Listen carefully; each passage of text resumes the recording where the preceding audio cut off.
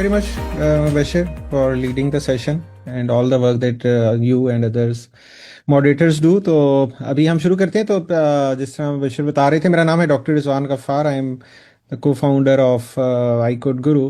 तो थोड़ा सा इंट्रोडक्शन मेरे बारे में मुबशर ने ऑलरेडी बताया है, बता दिया है। मैं यूएस में होता हूँ, सिलिकॉन वैली में। 2 दफ़ा मुझे यूएस प्रेसिडेंशियल गोल्ड मेडल मिला है वॉलंटियर वर्क के लिए in the field of education. तो मैं प्रिंसिपल इंजीनियर हूँ कुछ कंपनीज में, like Samsung, Intel, Qualcomm, Broadcom मैंने काम किया हुआ है। पीएचडी मेरी वायरलेस कम्युनिकेशन में है।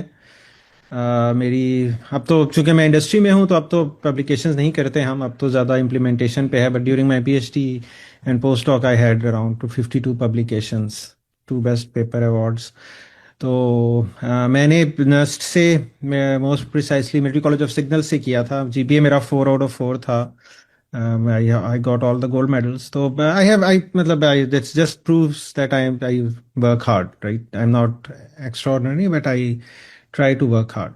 तो अभी आज का जो हमारा टॉपिक है वो है कि हम कैसे यूएस में स्कॉलरशिप्स विन कर सकते हैं, how we can win scholarships in US, how we can get admission. हम एडमिशन्स कैसे ले सकते हैं और हम स्कॉलरशिप्स कैसे विन कर सकते हैं। तो आज हम इसके बारे में ज़्यादा बात करेंगे। तो ये एक छोटी सी स्लाइड है जिसमें ये हैं सीईओज जो कि साउथ एशिया से हैं, पर्टिकुलरली इंडिया से हैं, and they are leading the technical many technical companies है। कुछ को इनमें से आप जानते होंगे, कुछ तो हमें पाकिस्तान में भी पता है। जैसे वी नो अबाउट सुंदर पिचाई, सत्या नडेला। लेकिन ओवरऑल अगर आप देखें ना, there are 25+ Indian CEOs presently in Silicon Valley. And overall अगर हम इन जो अमेरिकन एंटरप्राइजेज हैं विच दीज आर लीडिंग, तो अगर हम उनका मार्केट कैपिटलाइजेशन देखें, it's 5 trillion, more than 5 trillion US dollars, right. तो ये लोग कैसे दे केम टू यूएस और कैसे ये इस टाइम पे दे आर सो सक्सेसफुल कि one of the biggest tech companies को ये लीड कर रहे हैं। अगर आप इनके नाम देखें, इनके नाम हैं, फिर which university they are from. तो मैंने यहाँ पे स्पेसिफिकली मेंशन किया which US university they came from. कुछ स्टैनफोर्ड से हैं, कुछ यूसी बर्कले से हैं। हम इन यूनिवर्सिटीज़ के बारे में बात करेंगे। But overall, if you look at all of these CEOs, they have a degree from a US institution, and now they are leading Google, Microsoft. So what is the career trajectory in CEOs की career trajectory क्या थी? They earned undergraduate degrees from their own country, right? इन्होंने जब bachelors है, इन्होंने किसी Indian university से किया। They came to US और यहाँ पे इन्होंने मास्टर्स या पीएचडी की, कुछ ने एमबीए प्रोग्राम्स में किए। सो दे जॉइंट।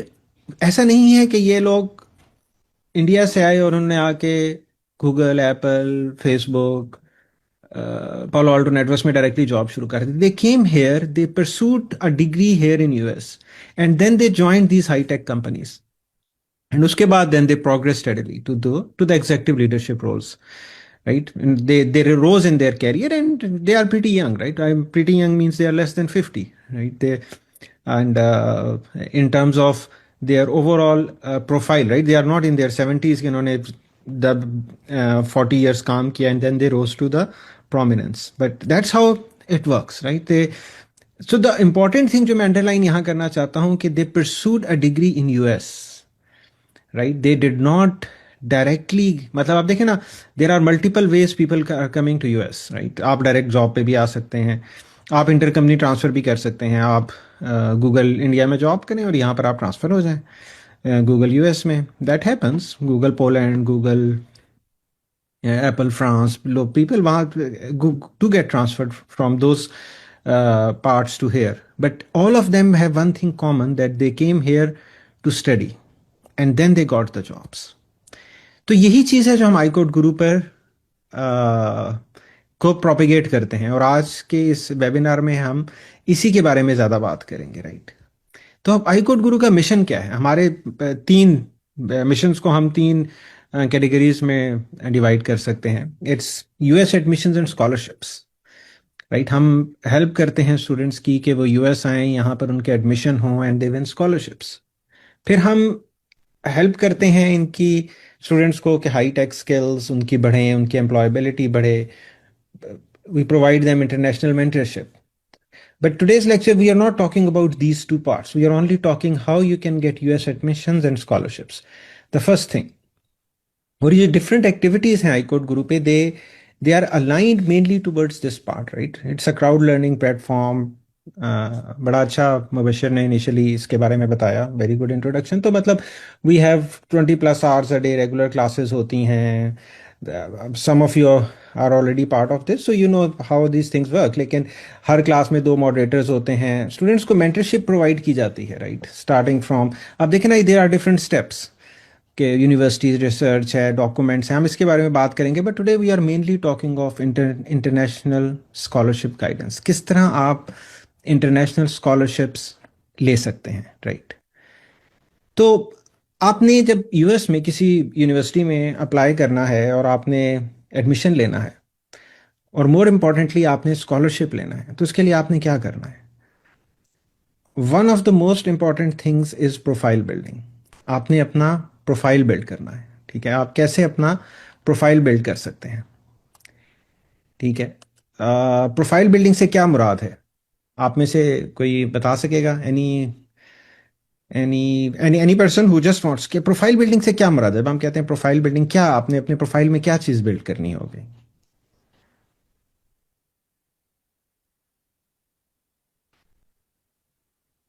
अस्सलाम वालेकुम बिल- सर, मैं बता दूं। जी जी, वालेकुम सलाम, बिल्कुल बताइए. प्रोफाइल बिल्डिंग में क्या होता है कि हमें सबसे पहले अपनी लिंक्डइन अच्छी तरह देखनी होती है। अपने आप को हम्म. प्रोफेशनल अपने आप को शो करवाना होता है। सेकेंडली हमारा जो सबसे ज्यादा मैटर करता है अपने सीजीपीए।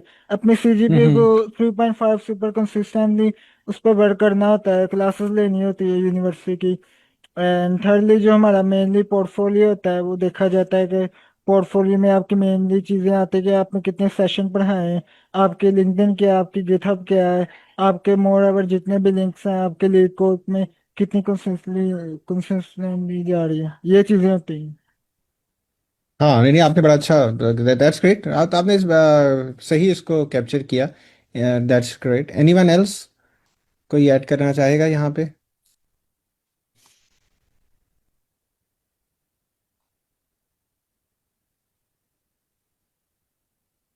जी जी, अगर आप में कोई मुबैशर देख लें, तो अगर कि जिसने किसी ने अगर हैंड रेज किया तो उनको, अस्सलाम अगर वालेकुम म्यूट सर। नहीं है जी, यस वालेकुम मैं सलाम. म्यूट कर रहा हूँ। Sir can I add something? जी जी, बिल्कुल ma'am. Sir, profile building is just to add something uh, precious in your CV to become stand out among all the thousand CVs which are just focusing on the same job which you are intending to have in future. That's right, बिल्कुल that's right. तो जो होता है ना, जो जो resumes होते हैं, जब एक प्रोफेसर के पास, एक कंपनी के पास रिज्यूमेज आते हैं, तो चूंकि आपने ऑलरेडी रिक्वायरमेंट्स दी होती है, जैसे आपने मास्टर्स के लिए अप्लाई करना है तो आप बैचलर्स के बाद ही अप्लाई करेंगे, राइट? आपने कंप्यूटर साइंस में मास्टर्स में अप्लाई करना है तो आपने बैचलर्स कंप्यूटर साइंस में या उससे किसी रिलेटेड फील्ड में ही किया होगा, राइट? आपने मतलब these resumes have things common, right? कि चीज़ें तकरीबन एक जैसी होती हैं. जीपीएस भी जनरली लोग, मतलब अगर किसी का 2 GPA है वो जनरली अप्लाई नहीं करेगा मास्टर्स के लिए, राइट? तो जीपीएस में वेरिएशन होती है, but still you have 1000 CVs. अगर आप उसमें से कहें मुझे 3.5 से ऊपर जीपीएस दे दें, देयर विल बी 300-400 रिज्यूमेस. तो आपका रिज्यूमे किस तरह शाइन कर सकता है, कैसे आपका रिज्यूमे वहां से ऊपर आ सकता है? That's where the profile building comes in, कि आपका प्रोफाइल कितना स्ट्रांग है, राइट? और प्रोफाइल हम कैसे स्ट्रांग कर सकते हैं, राइट? मुख्तलिफ चीज़ें हैं जो हम प्रोफाइल में देखते हैं, राइट? सबसे पहले जो इंपॉर्टेंट चीज़ है, अगर आपने यूएस आना है अपने स्कॉलरशिप्स के लिए अप्लाई करना है, so there are various ways you can build your profile, you can build your resume. इनमें से सब जरूरी नहीं है कि आप ये सब करें. You can pick and choose कि कौन कौन सी चीजें हैं जो आप कर सकते हैं, जो आपके आपके रूटीन से, आपके प्रोफाइल से मैच करती हैं, और उससे आपने अपना रिज्यूमे स्ट्रॉन्ग करना होता है. जिसमें सबसे पहली चीज़ मैं बात करूंगा इंटरनेशनल हैकाथॉन्स की, राइट? ये वो हैकाथॉन्स हैं जिसमें स्टूडेंट्स पार्टिसिपेट कर सकते हैं. ये ऑनलाइन होती हैं, राइट? इसमें कोई एडमिशन फीस नहीं होती. आपने अपने घर पे बैठ के इधर अप्लाई करना होता है, टीम का हिस्सा बनते हैं, and then you participate in this. ये देता आपको क्या है? एक इंटरनेशनल हैकाथॉन में जब आप पार्टिसिपेट करते हैं तो ये आपको एक इंटरनेशनल एक्सपोजर देता है। आप इंटरनेशनल लोगों के साथ काम करते हैं, ठीक है। ये चीज़ जब आप अपने रिज्यूमे में डालते हैं कि आपने एक हैकाथॉन में पार्टिसिपेट किया, जो कि एक इंटरनेशनल हैकाथॉन थी, आपकी टीम थी जिसमें एक जर्मन था, एक ऑस्ट्रेलियन था, एक साउथ एशिया से था, एक कैनेडियन था, ठीक है, दो पाकिस्तानी थे, और आपने क्या प्रोजेक्ट किया, ठीक है। ये हैकाथॉन्स जनरली जो 3 दिन से लेके 1 हफ्ते तक, कुछ लंबी भी होती हैं, बट जनरली हम रिकमेंड करते हैं 3 days हैकाथॉन इज एनफ, और 1 week, राइट। क्योंकि स्टूडेंट्स हैं, स्टूडेंट्स के पास इतना टाइम तो नहीं होता कि वो मल्टीपल वीक्स या मल्टीपल मंथ्स की हैकाथॉन्स में पार्टिसिपेट कर सकें। तो ये आपको वो इंटरनेशनल एक्सपोजर देता है, ठीक है। फिर आपके पास एक इंटरनेशनल लेटर ऑफ रिकमेंडेशन आ सकता है, क्योंकि आप जिनके साथ काम करते हैं वो आपके रेफरेंसेस बिल्ड होते हैं, ठीक है। आजकल हम आगे भी बात करेंगे, दुनिया में टेक्निकल फील्ड में बड़ी इंपॉर्टेंस है आपके कनेक्शंस की, कौन आपको जानता है, ठीक है। जॉब मिलने में, इंटर्नशिप मिलने में, these things play an important role, right. तो आपका इस तरह वो ओवरऑल नेटवर्क ग्रो होता है। आप एक नए प्रोजेक्ट के बारे में काम करते हैं, और ये हैकाथॉन्स जनरली ना कटिंग एज टेक्नोलॉजीज पे हो रही होती हैं। जिस तरह आजकल ज़्यादातर hackathons generative AI, artificial intelligence में है, so they give you that exposure कि आप किस तरह अपना इन जो लेटेस्ट टेक्नोलॉजीज, लेटेस्ट ट्रेंड्स पे किस तरह काम कर सकते हैं, क्या प्रॉब्लम सॉल्व करने हैं, और कि किस तरह की चीज़ें बनानी है, ठीक है। ये वो सारा एक्सपोजर है जो आपको ये इंटरनेशनल हैकाथॉन्स देती हैं। अब हमारे जो स्टूडेंट्स हैं, जिस तरह इसके शुरू में बताया गया था, मुबशर ने इसको सही बताया था। देखिए, अभी तक हम 2025 में हैं, 2020 से ये शुरू हुआ, और आई कोड गुरु पे हर महीने हम कोशिश करते हैं 2 हैकाथॉन्स में जाएं। अभी भी एक हैकाथॉन हो रही है इस टाइम पे, जो कि आज ख़त्म हो रही है, आज या कल ख़त्म होगी। नेक्स्ट वीक हम एक और हैकाथॉन अनाउंस करेंगे। लेकिन ओवरऑल अगर आप देखें ना, हम जो स्टूडेंट्स हैं, महीने में हम 1 या 2 ज़रूर हैकाथॉन्स अनाउंस करते हैं, ताकि स्टूडेंट्स जाएं, उसमें पार्टिसिपेट करें। ये हैकाथॉन्स वेटेड होती हैं, इसको वेट किया जाता है कि मतलब ये हैकाथॉन रेलिवेंट हो, अच्छी ऑर्गेनाइज हो, और स्टूडेंट्स जो जाएं उनको उससे सीखने का मौका मिले, ठीक है। अब तक हमारे तकरीबन 700 अवार्ड्स आ चुके हैं कि स्टूडेंट्स जाते हैं, पार्टिसिपेट करते हैं, प्राइजेस जीतते हैं, कि उनका प्रोजेक्ट बेस्ट प्रोजेक्ट है या सेकंड है, थर्ड है, उनको प्राइजेस मिलते हैं। ऑफ कोर्स ये प्राइजेस डॉलर्स में होते हैं, लेकिन इंपॉर्टेंट यहाँ चीज़ प्राइजेस या इस चीज़ की नहीं है कि आपको अवार्ड मिले, कि आप फर्स्ट आए। इंपॉर्टेंट चीज़ ये चीज़ें हैं जो आपको आपका एक्सपोजर ब्रॉड करती हैं, ठीक है। आप इंटरनेशनल लोगों से बात कर पाते हैं, आप देखते हैं कि एक प्रोजेक्ट शुरू कैसे होता है और ख़त्म कैसे होता है, उसके मुख्तलिफ modules, front end back and किस तरह बनता है। और ये चीज़ जो है, जो हमने अभी तक अपने एक्सपीरियंस में देखा है, प्रोफेसर्स को जब आप आगे स्कॉलरशिप्स, एडमिशन्स के लिए अप्लाई करते हैं, प्रोफेसर्स को बड़ा इम्प्रेस करते हैं कि आप एक स्टूडेंट हैं, लेकिन स्टूडेंट होने के बावजूद आपने इतना टाइम निकाला है कि आप इन इवेंट्स में जा रहे हैं, पार्टिसिपेट कर रहे हैं, लोगों के साथ कोलैबोरेट कर रहे हैं। अब देखें ना, इस तरह के इवेंट्स तो यूनिवर्सिटीज़ में भी होते हैं। मेरी यूनिवर्सिटी में हम एक इवेंट करवा सकते हैं नस्ट में, कि जी हम एक हैकाथॉन अरेंज कर लें, जो कि अच्छी है, लेकिन उसका एक्सपोजर इतना नहीं है, राइट। क्योंकि बाहर लोगों को नस्ट, पाकिस्तान में नस्ट का पता नहीं है, ठीक है।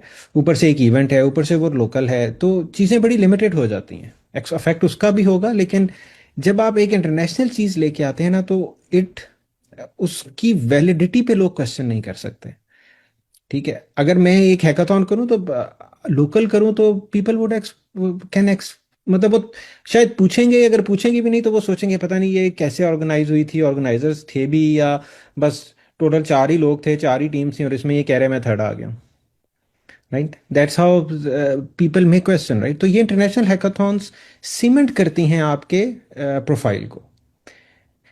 उसके बाद आते हैं कोडिंग कंपटीशंस, मुख्तलिफ कोडिंग कंपटीशंस। अब हैकाथॉन और कोडिंग कंपटीशंस में फ़र्क क्या है? हैकाथॉन्स तो एक प्रोजेक्ट है, आपने एक प्रोजेक्ट करना है, आपके पास एक टीम होगी। कोडिंग कंपटीशंस जनरली अकेले करने होते हैं, ठीक है। आप अकेले होते हैं, आपको कोई कोडिंग प्रॉब्लम्स मिलते हैं जो आपने सॉल्व करने हैं। ये भी एक है, आपको एक इंटरनेशनल एक्सपोजर मिलता है। ठीक है, ये मुख्तलिफ कोडिंग कंपटीशंस हैं जिसमें हमारे स्टूडेंट्स ने अब तक पार्टिसिपेट किया है, और भी हैं, मैंने कुछ उसमें से पिक किए हैं। तो अब देखिए, इसमें इंपॉर्टेंट चीज़ नहीं है कि आपने कोडिंग कंपटीशन विन करना है। जिस तरह ये गूगल गोड चैम है, अभी ये सस्पेंड हुआ है बिकॉज ऑफ फाइनेंशियल रीजंस, जिससे गूगल स्ट्रगल कर रहा है, बट होपफुली ये पिछले कुछ सालों में था, hopefully this year next year दोबारा शुरू हो जाएगा। But then it gives you an exposure कि एक कोडिंग कंपटीशन में आप पार्टिसिपेट कैसे करते हैं।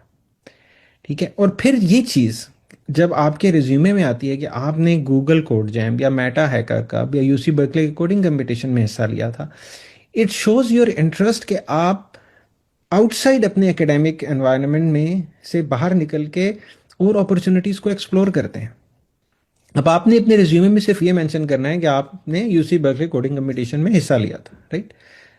अगर आपका प्राइस है दैट्स ग्रेट, लेकिन अगर प्राइस नहीं है it still gives a advantage कि आप पाकिस्तान में रहते हुए यू वेंट टू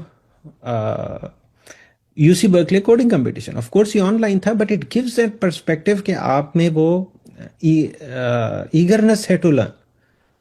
और फिर ऑफ कोर्स जब आप यहाँ पर जाते हैं, आप अगेन इंटरनेशनल लोगों से बात कर रहे होते हैं, आपको एक सिस्टम में आप काम कर रहे होते हैं कि कैसे कोडिंग कंपटीशंस ऑर्गेनाइज कैसे होते हैं, कैसे आपने पार्टिसिपेट करना है, कैसे आपने अच्छा परफॉर्म करना है, कैसे आपने तैयारी करनी है। ये जो चीज़ें होती हैं ना, इनकी हम आईकोड गुरु बेस की तैयारी करवाते हैं, पहले इनके सेशंस होते हैं।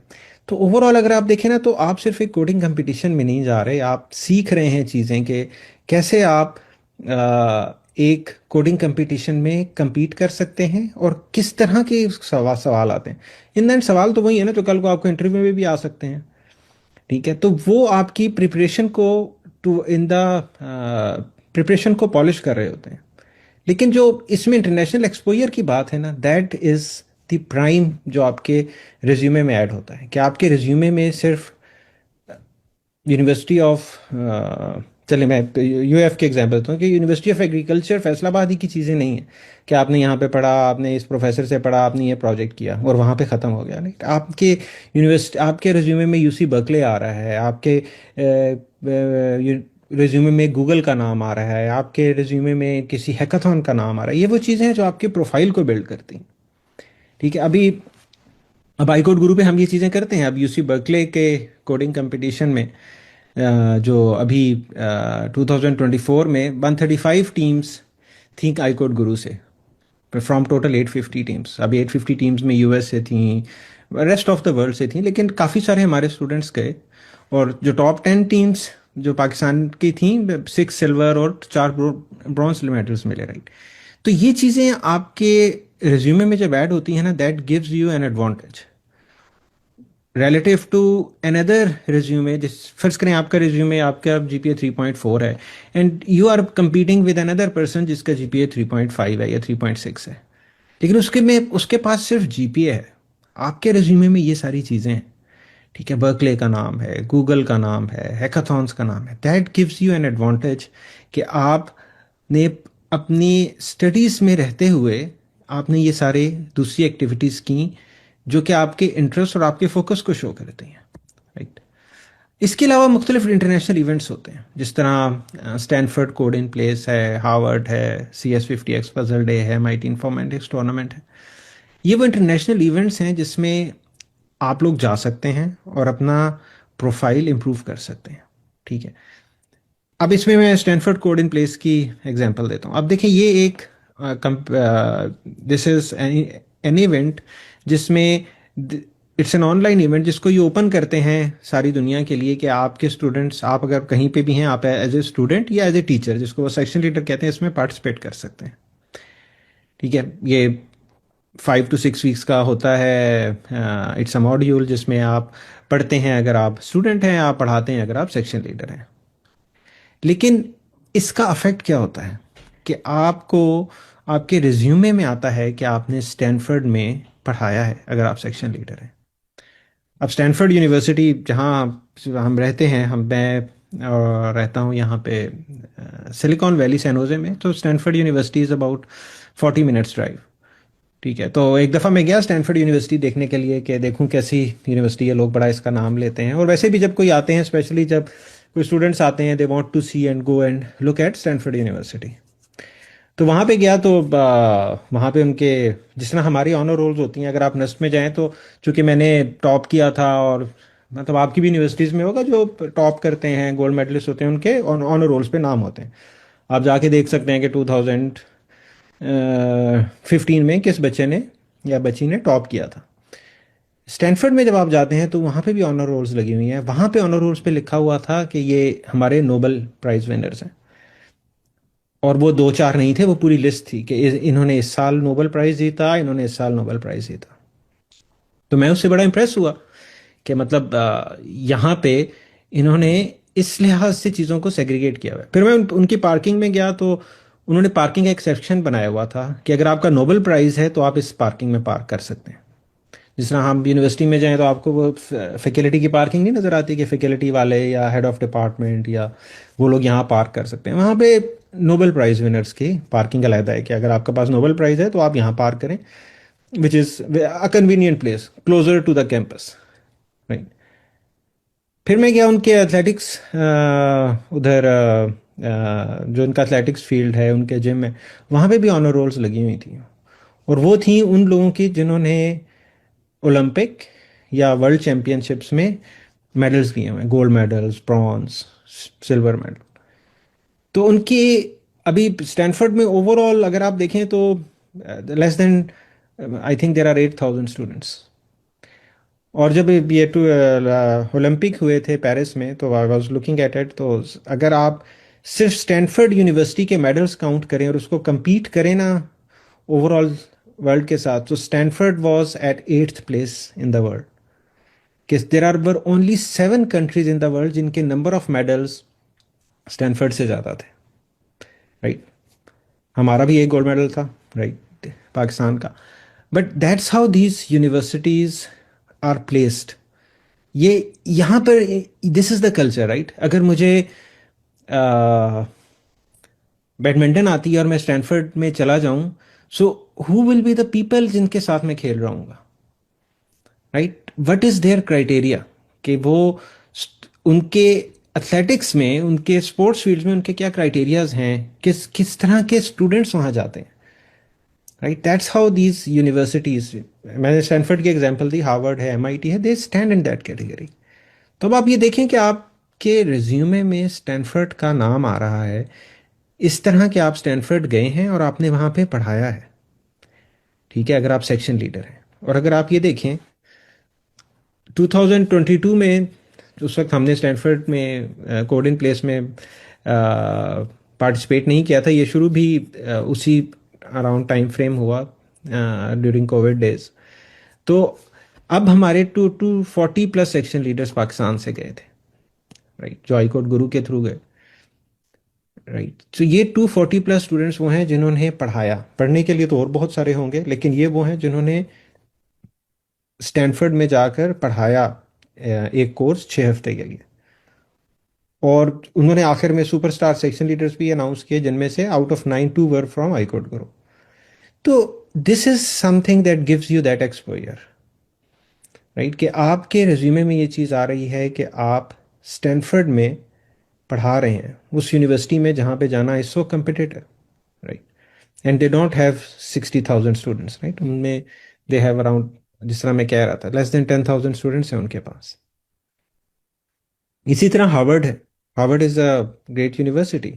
यहाँ पर एक CS50X पजल डे होता है, ठीक है, आप उसमें पार्टिसिपेट कर सकते हैं, राइट। तो 2025 में पाकिस्तान से 259 टीम्स गई और उन्होंने तमाम 9 पजल सॉल्व की। अब CS50X अगर आप सर्च करें, ये दुनिया का it's amongst the most enrolled courses in the world, right. Harvard में ये पढ़ाया जाता है और इसके आखिर में ये पजल डे होता है, ठीक है, जिसमें आप पार्टिसिपेट कर सकते हैं। It's open, even if you have not taken the course, आप इसमें पार्टिसिपेट कर सकते हैं, राइट। तो 2024 में 38 थी, 2025 में 259 टीम्स थी। अब this is the sort of exposure that you get once you go into these international events. और ये जो मैं इंटरनेशनल इवेंट्स की बात कर रहा था, राइट, ये वो चीज़ें हैं जो आपके रिज्यूमे में आपको एक एज देती हैं। You don't need to be at iCodeGuru for this, मतलब इनमें से किसी भी चीज़ में रजिस्ट्रेशन फ्री है, आप खुद जा सकते हैं, खुद पार्टिसिपेट कर सकते हैं। You don't need an organisation to do that. लेकिन यहाँ पर क्या होता है, हम क्या करते हैं कि हम स्टूडेंट्स को गाइड करते हैं। एक तो कि इवेंट आ रहा है, इसकी तैयारी कैसे करनी है। अब स्टैनफोर्ड कोडिंग प्लेस में एक सिलेक्शन प्रोसेस है, राइट। वो आपकी वीडियो सीवी देखते हैं, एक छोटा सा प्रॉब्लम देते हैं कि इसको सॉल्व करें, जो कि काफ़ी इजी होता है। But that's the guidance that you gate कि आपने अपनी वीडियो सीवी कैसे बनानी है, कब बनानी है, वो रिव्यू होती है, फिर आपने वो प्रॉब्लम्स कैसे सॉल्व करने हैं।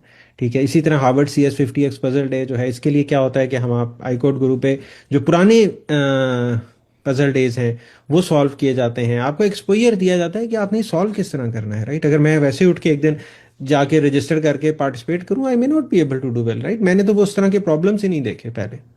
ठीक है। तो वो चीज़ आपको एक एक्सपोजर मिलता है। तो these things add to your profile. तो अभी तक हम सिर्फ प्रोफाइल बिल्डिंग की बात करें, राइट। फिर ऑनलाइन लेक्चर्स, ये एक और इम्पॉर्टेंट चीज़ है कि आप पढ़ाएं। देखिए, जब आप आ रहे हैं ना यूएस, आपने अप्लाई करना है स्कॉलरशिप के लिए। तो स्कॉलरशिप क्या है, मतलब आपको, आप में से कुछ बच्चों को मिला होगा मैट्रिक के बाद, जिस तरह मुझे याद है, मुझे मिडिल के बाद मिला था मेरिट स्कॉलरशिप। पैसे आ जाते थे हर महीने। ठीक है। फिर मैट्रिक के बाद मिलता है, फिर एफएससी के बाद मिलता है। लेकिन यहाँ पर इस तरह का स्कॉलरशिप नहीं मिलता कि आपके नंबर अच्छे आए हैं तो यूनिवर्सिटी आपको पैसे देना शुरू कर देगी कि आपके नंबर बहुत अच्छे आए हैं तो ये आप पैसे ले लें। यहाँ पर आपको पोजीशन मिलती है, TAship, teaching assistant, research assistant, graduate research assistant. ठीक है। आपने थोड़ा सा काम करना होता है। As a student you are allowed I think 20 hours a week आप काम कर सकते हैं within the university campus. तो ये वो पोजीशंस हैं जिसके अगेंस्ट आपको फंडिंग मिलती है, जिसको हम स्कॉलरशिप कहते हैं। कि अगर आपको एक टीएशिप मिल गई, टीचिंग असिस्टेंट, इसका मतलब यह है कि आपने कोर्स तो आप नहीं पढ़ाएंगे, क्योंकि कोर्स तो प्रोफेसर्स पढ़ा रहे हैं। आप लैब्स कंडक्ट कर सकते हैं, आप क्विजेस चेक कर सकते हैं। अब आप एज ए असिस्टेंट काम कर रहे हैं टीचर के लिए। ठीक है। अब ये पोजीशंस कम्पिटिटिव होती हैं। आपको जब ये पोजीशन मिलती है तो आपका ट्यूशन फी वेव ऑफ हो जाती है, विच इज़ $1000s। आपको लिविंग स्टाइपेंड मिलना शुरू हो जाता है, मतलब पर मंथ आपको, depending on different universities, different, starting from $1000 to $3000, right. तो ये वो चीज़ें हैं जो जिसको हम स्कॉलरशिप कहते हैं यहाँ पे यूएस में, right. But this is basically funding, right, कि प्रोफेसर्स या यूनिवर्सिटीज आपको एक काम दे रही हैं और उसके अगेंस्ट आपको पैसे दे रही हैं। अब इसके लिए टीएशिप, अब हर बच्चा यहाँ पे टीएशिप करना चाहेगा, क्यों भाई? उसको उसको ट्यूशन फीस भी नहीं देनी पड़ेगी, उसको पैसे भी मिलेंगे, उसकी रेजिडेंस भी मिल जाएगी, तो व्हाई नॉट। तो देन इट्स कम्पिटेटिव। अब कैसे सेलेक्ट करेंगे आप?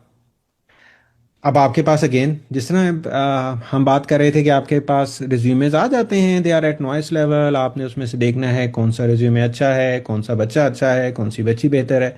तो अब आपका ये जो मैं बात कर रहा हूँ टीचिंग एक्सपीरियंस, अगर आप ऑनलाइन लेक्चर्स दे रहे होते हैं तो ये ऐड करता है आपके रिज्यूमे में कि भाई आप तो पहले से पढ़ा रहे थे, यू हैव टॉट कोर्सेज। और आपके जो कोर्सेज हैं, जो आपने टीचिंग की हुई है, उसके लेक्चर्स हैं यूट्यूब पे, फेसबुक पे, आप वहाँ से उसको देख सकते हैं कि आप पढ़ाते रहें, राइट। और दूसरा, जिस तरह हमारे जितने मॉडरेटर्स हैं वो पढ़ाते हैं, ठीक है, ये वॉलंटियर टीचिंग है। मैं आपको कह रहा था ना कि मुझे 2 दफ़ा यूएस प्रेसिडेंट वॉलंटियर अवार्ड मिला है एजुकेशन में। यहाँ पर ना यूएस के सिस्टम में वॉलंटियरशिप को बड़ी इंपॉर्टेंस दी जाती है। ये लोग अपने कल्चर में इसको इनकलकेट करते हैं। अब मैंने कोई ऐसा काम तो नहीं किया था ना कि यूएस का प्रेसिडेंट मुझे गोल्ड मेडल दे दे, और मैं अकेला तो नहीं हूं।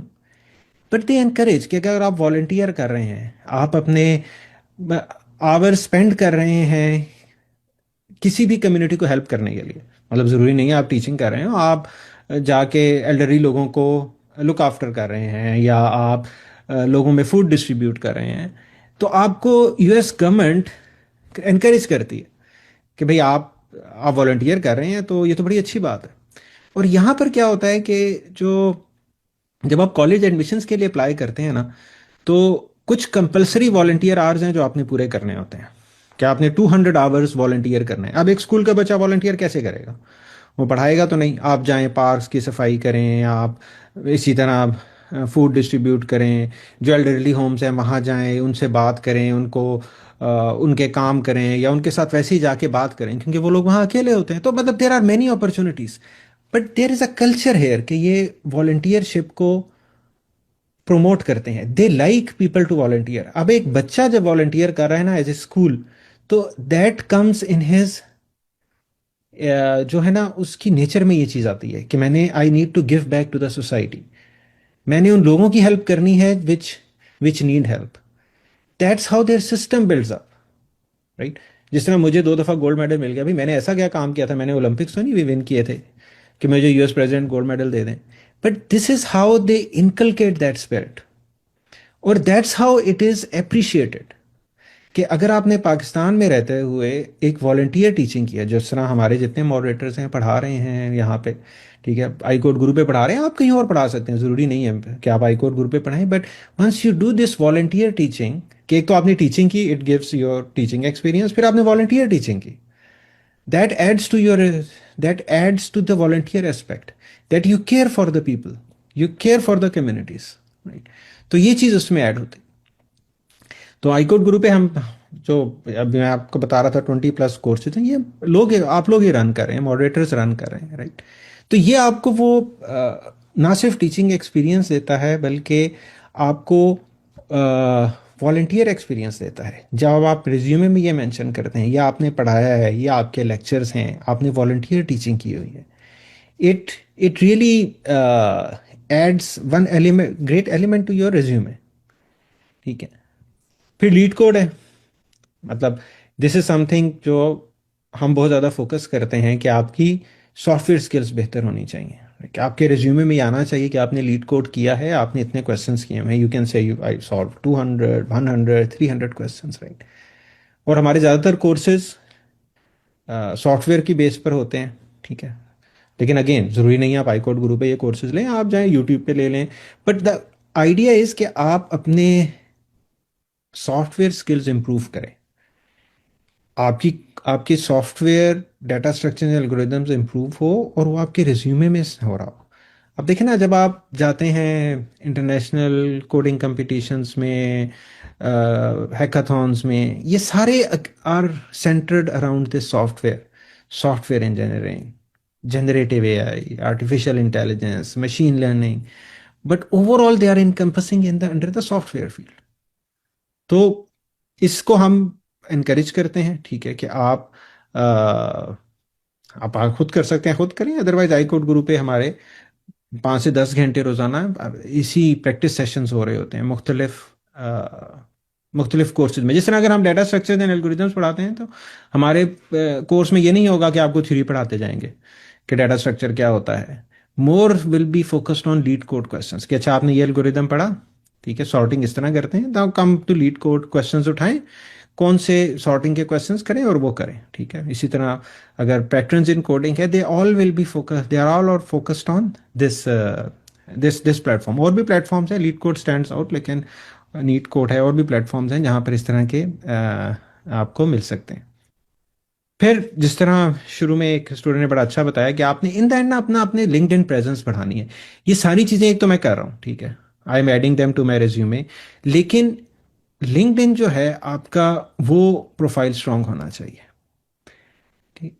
आप जो करते हैं, फर्ज करें आपने मतलब स्टैनफोर्ड कोडिंग प्लेस में गए, सर्टिफिकेट भी आपको मिला, it should be mentioned in your LinkedIn. LinkedIn पे आपकी पोस्ट्स होनी चाहिए, ये नहीं लास्ट में आपने एक पोस्ट लगा दी, मैं स्टैनफोर्ड कोडिंग प्लेस में गया। हर क्लास के बाद हमारे जो हैं स्टूडेंट्स जो हैं वो पोस्ट लगा रहे होते हैं, मैं इस क्लास में गया, ये पढ़ाया, इतने बच्चे थे, बड़ा it was very exciting, questions बड़े अच्छे थे, राइट। आपने अपनी जो है ना इंटरनेशनल जो आपका प्रोफाइल है, जो कि लोग लिंक्डइन से देखते हैं, उसको इम्प्रूव करना है। अब हमें अक्सर लोग ये सोचते रहते हैं कि मैं लिंक्डइन पे एक पोस्ट मैंने करनी है, तो मैं ना उस पर काम करूंगा 2 हफ्ते, और फिर मैं करूंगा 2 हफ्ते बाद भी मैं सोचता हूँ नहीं नहीं, ये अभी it's not at that level, right, कि ये शायद इसमें कोई गलती है, या मुझे सही, फर्ज करें मैं जनरेटिव आई पे कुछ लिखना चाह रहा हूँ या कोई पोस्ट करना चाह रहा हूँ। That's the important thing is that you should post. Important thing is not कि आप 1 महीना लगा के एक आर्टिकल प्रिपेयर करें और फिर वहाँ पे लिख दें, जो हमारा नेक्स्ट पॉइंट है, आर्टिकल राइटिंग, राइट। दो both are related to each other. कि आप लिंक्डइन पे अपनी पोस्ट्स करें, ज़्यादा करें, ठीक है। ये ना इस में ना रहें कि आप 2 महीने में एक बहुत अच्छी पोस्ट कर दें, आप इस माइंडसेट में रहें कि आपने 2 महीने में 10 पोस्ट करनी है। पीपल शुड फील, जब कोई आपका लिंक्डइन प्रोफाइल देखे या उनकी न्यूज़ फीड में आ रहा हो, कि आप बार बार चीज़ों को, रिलेटिव टेक्निकल चीज़ों को पोस्ट कर रहे हैं। ठीक है, तो ये चीज़ बड़ी इंपॉर्टेंट है कि आप अपना जो टेक्निकल प्रोफाइल है लिंक्डइन पे उसको स्ट्रॉन्ग करें। कोई पॉलिटिकल या रिलेवेंट कंटेंट ना पोस्ट करें ना लाइक करें। अब हम सबको पता है वर्ल्ड सिचुएशन क्या है, you need to be careful, right? तो और वैसे भी LinkedIn is technical, right? It needs to, वहां पर आपने पॉलिटिक्स डिस्कस नहीं करनी। There are other forums to discuss politics, right? So we need to be mindful के ये प्लेटफॉर्म है किस चीज़ के लिए, राइट? और हमारे ज़िंदगी में ऑब्जेक्टिव्स क्या हैं, हम क्या करना चाहते हैं। ठीक है, दुनिया में बहुत सी चीज़ें जो हमें अच्छी लगती हैं, दुनिया में बहुत सी चीज़ें जो हमें अच्छी नहीं लगती, राइट? लेकिन क्या हमें जो चीज़ें अच्छी नहीं लगती उनको ओपनली डिस्कस करना चाहिए, पोस्ट करना चाहिए, किस फोरम पे पोस्ट करना चाहिए? दो it's a personal decision, but at least I would recommend कि आप पॉलिटिकल पोस्ट्स पे मत जाएं। अपने अपना एम क्लियर रखें कि आपने ज़िंदगी में करना क्या है, और अपना एम अचीव करने की कोशिश करें। ठीक है, तो इसी से आपको आर्टिकल राइटिंग करनी चाहिए, आर्टिकल्स लिखें। ठीक है, अब आर्टिकल लिखने के, अब तो आर्टिकल्स लिखने आसान हो गए हैं, राइट? ये जनरेटिव एआई है, आप वहाँ से आर्टिकल लेके कॉपी पेस्ट ना करें, लेकिन आप अपने आर्टिकल को रिफाइन कर सकते हैं। अपना एक आर्टिकल लिखें, दें किसी भी जनरेटिव एआई इंजन को कि उसको रिफाइन कर दे, फिर उसको दोबारा रिफाइन करें। But one article should be there in few hours, right? इसके लिए it should not take few days, क्योंकि जब फ्यू डेज की बात आ जाती है ना, फिर वो आप एक आर्टिकल लिखने में इतने दिन लगा देते हैं कि आप दूसरा आर्टिकल फिर लिखने में के लिए आपको रेस्ट चाहिए, right? So and of course you are a student, right? अब आप बैचलर्स के स्टूडेंट्स हैं या मास्टर्स के स्टूडेंट हैं, या नो बडी एक्सपेक्ट्स कि आपके आर्टिकल से दुनिया का जो टेक्निकल डायरेक्शन है वो चेंज हो जाएगी। आप एक ऐसा आर्टिकल लिखेंगे जो दुनिया को एक नई डायरेक्शन दे देगा। People don't expect, right? They just expect कि आप क्या लिखें। मतलब हमारे स्टूडेंट्स ये भी पोस्ट कर देते हैं कि हमने लीड कोड पे ये वाला क्वेश्चन किया, ये अप्रोच थी, आई फॉलोड दिस अप्रोच, और मुझे ये वाली अप्रोच ज़्यादा अच्छी लगी, विच इज़ फाइन, राइट? मतलब that's what you did, right? And it's a technical thing, right? Which shows कि आप एक्टिवली पार्टिसिपेट कर रहे हैं, आप चीज़ें काम कर रहे हैं। तो ये वो चीज़ें हैं जिसको आपको लिंक्डइन पे पोस्ट और अपनी चीज़ों को इम्प्रूव करना चाहिए, राइट? लास्ट चीज, अब देखें ना, ये छोटी छोटी चीजें हैं which you may not realize at your stage, but I realize at my stage. Typing speed कितनी इंपॉर्टेंट है, राइट? अभी हम इस पे फोकस भी करते हैं, आई कोड गुरु पे टाइपिंग की कोर्सेज भी रन हुए हैं, कंपटीशंस रन हुए हैं। ठीक है, कि कैसे आप अपनी टाइपिंग स्पीड इंक्रीज कर सकते हैं, right? But this is a very small thing which matters. ठीक है, अब होता क्या है, जब आप प्रोफेसर को इंटरव्यू दे रहे हैं, ठीक है, वो आपको एक देते हैं प्रॉब्लम सॉल्व करने के लिए, राइट? नाउ अगर आपकी टाइपिंग स्पीड तेज है, राइट, ये हमेशा अगले को इम्प्रेस करती है। क्यों? क्योंकि अब वो, आप देखें ना, आप कंपेयर हो रहे हैं मुख्तलिफ लोगों से। You are not the only one who is being interviewed, right? There would be others. अगर कोई देख के टाइप कर रहा है, गलतियां कर रहा है, वापस जा रहा है, right, and relative to one person who is typing smoothly and fast। ठीक है, अब देखिए, मैं I have around around 20+ years of industrial experience. मैं भी जब अपने कोलीग्स में किसी को देखता हूँ ना, इसकी टाइपिंग स्पीड तेज है, तो आई ऑल्सो गेट इम्प्रेस्ड। क्या, एक तो इसने कीबोर्ड की तरफ देखा नहीं और इतनी तेजी से टाइप कर लिया। ठीक है, so it saves your time, it gives an impression के, अब देखिए ना, जिसकी टाइपिंग स्पीड ठीक है उसने उस पर काम किया हुआ है ना। मतलब टाइपिंग स्पीड ऐसे तो नहीं तेज हो जाती। मतलब आप लोग टाइप कर रहे हैं, हम टाइप कर रहे हैं for the last 20 years, right? लेकिन टाइपिंग स्पीड जिनकी तेज होती है, they have worked on it. And ये चीज़ है जो आपका एक दिन में 5 मिनट बचा सकती है, एक दिन में 1 घंटा बचा सकती है, लेकिन ओवर पीरियड्स ये आपका कितना टाइम बचाएगी, राइट? क्योंकि जब आप टाइपिंग कर रहे होते हैं ना, और आप देख के टाइप करते हैं, तो फिर अब आप सिर्फ टाइप कर रहे हैं, राइट? क्योंकि आप देख भी रहे हैं कि मैंने, जिस तरह अगर मैं देख रहा हूँ, मैंने ए टाइप किया, फिर एस किया, फिर एफ किया। लेकिन जब आप देख के नहीं टाइप करते, तब आप कुछ और काम कर सकते हैं, आप कुछ और सोच सकते हैं। ठीक है, फिर this is becomes your second habit कि आप टाइपिंग कर रहे हैं लेकिन आप सोच कुछ और रहे हैं, या जब आप टाइप कर रहे हैं आप सिर्फ टाइप नहीं कर रहे, आप सोच भी रहे हैं कि यार ये चीज़ क्या है। You are also thinking about कि ये जो मैं टाइप कर रहा हूँ इसका मीनिंग क्या है, ये मैं अगर कोई एल्गोरिदम कोई कोड लिख रहा हूँ तो इसमें ये चलेगा कैसे, इसमें कोई बग तो नहीं है। तो ये वो छोटी सी चीज़ है जो आपको डिस्टिंग्विश कर सकती है। ठीक है, तो ये वो सारी छोटी छोटी चीज़ें हैं जो आ, आपके प्रोफाइल को इम्प्रूव कर सकती हैं, राइट। अब मैं आपको एक एग्जांपल देता हूँ कि अगर जब आप बैचलर्स करते हैं ना तो आपने आपके रिज्यूमे में क्या होता है, आपके रिज्यूमे में होता है, मतलब अब मैं अगर मैंने आपकी तरह बैचलर्स, आप में से ज़्यादातर स्टूडेंट्स बैचलर्स के होंगे, अगर मैंने बैचलर्स किया तो मैं आपके अपने रिज्यूमे में क्या क्या डाल सकता हूँ। मैं डाल सकता हूँ कि मैंने मैट्रिक किया था उसके मार्क्स, एफएससी की थी उसके मार्क्स, जो कि रेलिवेंट नहीं है क्योंकि लोग मेरे बैचलर के का जीपीए देखेंगे, राइट। बैचलर में मेरे क्या जीपीए है, ठीक है, और मैंने क्या फाइनल ईयर प्रोजेक्ट किया है।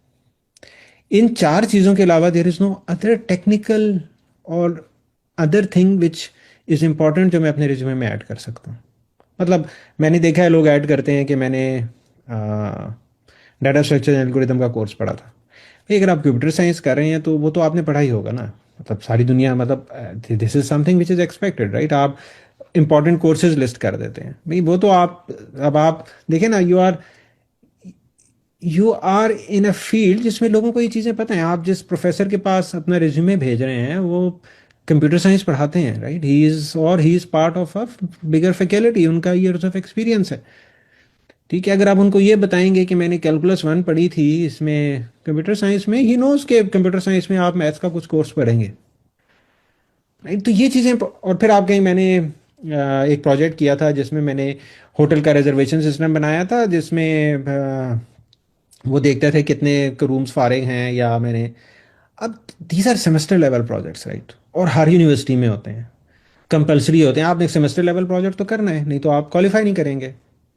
तो उसके उसके लिखने से कोई चीज़ें इंप्रूव नहीं होती, right. It's just you are making, आपने एक सफ़ा भरना है ना आपका रिज्यूमे, आप आधे पेज का तो रिज्यूमे नहीं लिख सकते। So these are the things then we try to add. मैं न्यूज़पेपर पढ़ता हूँ, मैं हॉकी खेलता हूँ, मतलब आप हॉकी के लिए अप्लाई नहीं कर रहे, राइट। और हॉकी खेलने से मतलब ये नहीं है, मतलब ऑफ कोर्स अगर आप स्पोर्ट्स ऐड कर सकते हैं, but if you have a level, right. मतलब अगर आप यूनिवर्सिटी की टीम में हैं या आपने प्रोविंस की टीम में है, जिसको यहाँ स्टेट कहा जाता है, देन इट मैटर्स। अदरवाइज आप हॉकी खेलते हैं, मतलब how it would matter to me अगर मैंने आपको एडमिशन देना है कि आप हॉकी खेलते हैं, राइट, और स्क्वाश खेलते हैं, till the time you achieve a level you don't mention. तो अब आपने रिज्यूमे में एक पॉइंट ऐड करना है, आप क्या ऐड करेंगे, मास्टर्स कर लें। मास्टर्स आपके रिज्यूमे में कितने पॉइंट्स ऐड करेगा, दो। आपने मास्टर्स किस फील्ड में किया, मतलब कंप्यूटर साइंस में किया, ठीक है, आपका जीपीए क्या था, ठीक है, और ये एक पॉइंट हो गया, और सेकंड पॉइंट होगा कि आपने थीसिस क्या किया, and that's all, it finishes. There is no other point you can add from your for your masters. Subjects कौन से पढ़े, इट डजेंट मैटर, किस टीचर ने पढ़ाया, इट डजेंट मैटर। दो पॉइंट्स और आपका मास्टर्स खत्म हो गया। आपका रिज्यूमे हाफ पेज से now it's about 2 more lines add कर लें, तो फिर आपने रिज्यूमे में किस क्या लिखेंगे आप, right? तो वो चीज़ें हैं, अभी जो मैंने सारी चीज़ें बताई हैं इनमें से ज़्यादातर चीज़ें आपके रिज्यूमे में आती हैं। एक hackathon 3 days adds 1 point to your resume. Masters 2 years adds 2 points to your resume. ठीक है, ऑफ कोर्स अफेक्ट डिफरेंट है, मैं ये नहीं कह रहा आप मास्टर्स ना करें और आप हैकाथॉन्स करें, but that's how it adds pertinent stuff to your resume. अब टाइपिंग स्पीड आप रिज्यूमे में एंटर नहीं कर सकते, right. This is something which adds to your profile. LinkedIn का आप अपना लिंक देंगे, right, and professor do go and check, right. पहले मैं सोचता था कि प्रोफेसर शायद ना देखते हो लिंक्डइन के, आपके लिंक्डइन के प्रोफाइल पे उन्होंने जाके क्या करना है, but they do click and go, right. आपने लीड कोड के कितने क्वेश्चंस किए हैं, आपकी टीचिंग क्या है, आपने ये अपने रिज्यूमे में मेंशन किया हुआ है, आपने पढ़ाया हुआ है, ये आपके लेक्चर्स हैं, ये सब्जेक्ट आप यहाँ पर आप मेंशन कर सकते हैं आपने कौन सा सब्जेक्ट पढ़ाया हुआ है। आप ये मेंशन नहीं कर सकते कि आपने कौन सा सब्जेक्ट पढ़ा हुआ है, राइट। फिर ये international events, it would be at a point कि आपने स्टैनफोर्ड कोड इन प्लेस में गए हैं, राइट। आपने ये कोडिंग कंपटीशंस में गए हैं, आपने यूसी बर्कली के कोडिंग कंपटीशन में हिस्सा लिया हुआ है, आप इन हैकाथॉन्स में गए हुए हैं। So these all are the points that add to your resume, right. और जब आपका कोई रिज्यूमे देखता है इस बेस पे, and then he gets impressed and he और शी गेट्स इंटरेस्टेड। ठीक है, तो अभी हम नेक्स्ट पॉइंट पे जाएंगे, next part of presentation which is regarding admissions. लेकिन अगर आप लोगों का कोई क्वेश्चन है या फीडबैक है अब तक इस बारे में, तो प्लीज शेयर करें। Any questions at this stage? Yes sir, हमारे पास 2 क्वेश्चंस हैं। जी जी, पूछिए। जी सर, मुबशिर आप क्वेश्चन कर सकते हैं।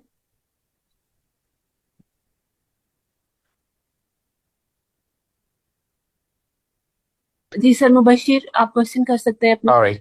Can you hear me now? Can I talk? Yes Because sir. I'm all right. So I have a couple of questions regarding resume. Um, hmm looks like mostly in grad school, the professors they look only a basic, like ultra basic stuff, hmm like GPA thing. First of all, secondly, they do prefer to have some sort of letter of recommendations from undergrad.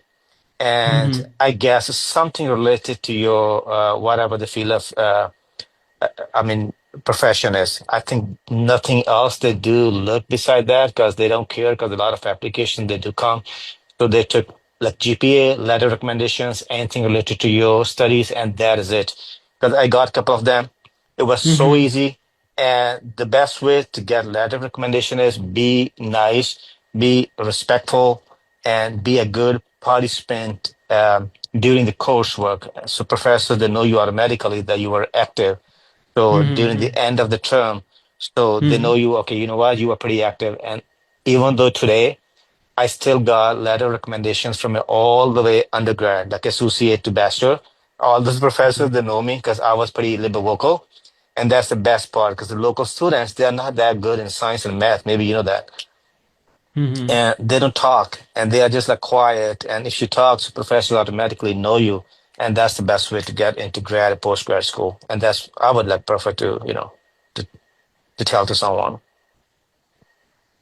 Right, that's a good point actually. देखें, GPA we didn't talk about it, कि GPA is very important. आपका GPA अच्छा होना चाहिए, right. आप, हम अक्सर अपने स्टूडेंट्स को ये कहते हैं कि जीपीए पे कंप्रोमाइज़ नहीं करना, राइट। इफ़ यू थिंक कि आप एक हैकाथॉन में जा रहे हैं जिसकी वजह से आपकी एक असाइनमेंट मिस हो जाएगी, you should not go, right. आपको अपने जीपीए पे कंप्रोमाइज़ नहीं करना चाहिए, दैट्स ट्रू।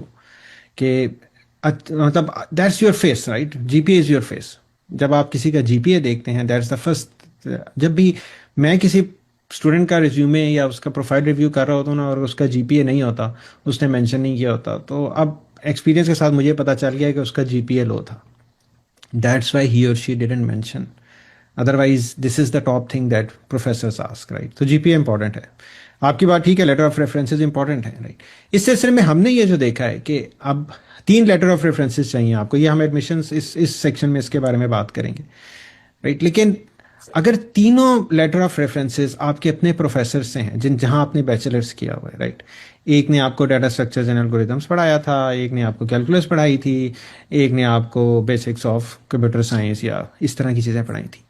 रिलेटिव टू कि आपका एक लेटर ऑफ रेफरेंस अपनी यूनिवर्सिटी से है, which is very important. Most importantly ये उसके साथ होना चाहिए जिसके साथ आपने अपना प्रोजेक्ट किया, फाइनल ईयर प्रोजेक्ट किया, because that is you are more exposed. एक आप फिर अब now that's the variations that we talk of, कि एक आप उनसे लें जहां पे आपने इंटरनेशनल हैकाथॉन में पार्टिसिपेट किया, किसी के साथ काम किया, राइट। तो that adds international flavour to to your profile, कि आपने आपके तीनों लेटर ऑफ रेफरेंसेस एक यूनिवर्सिटी से which is not known to the professors who are not coming from there, right. मतलब पाकिस्तानी यूनिवर्सिटीज़ भी यहाँ नोन नहीं है, उनके प्रोफेसर्स भी, their profile is not as strong कि आप उस प्रोफेसर का नाम डालें तो you will see he has hundreds of publications या he has a very good profile.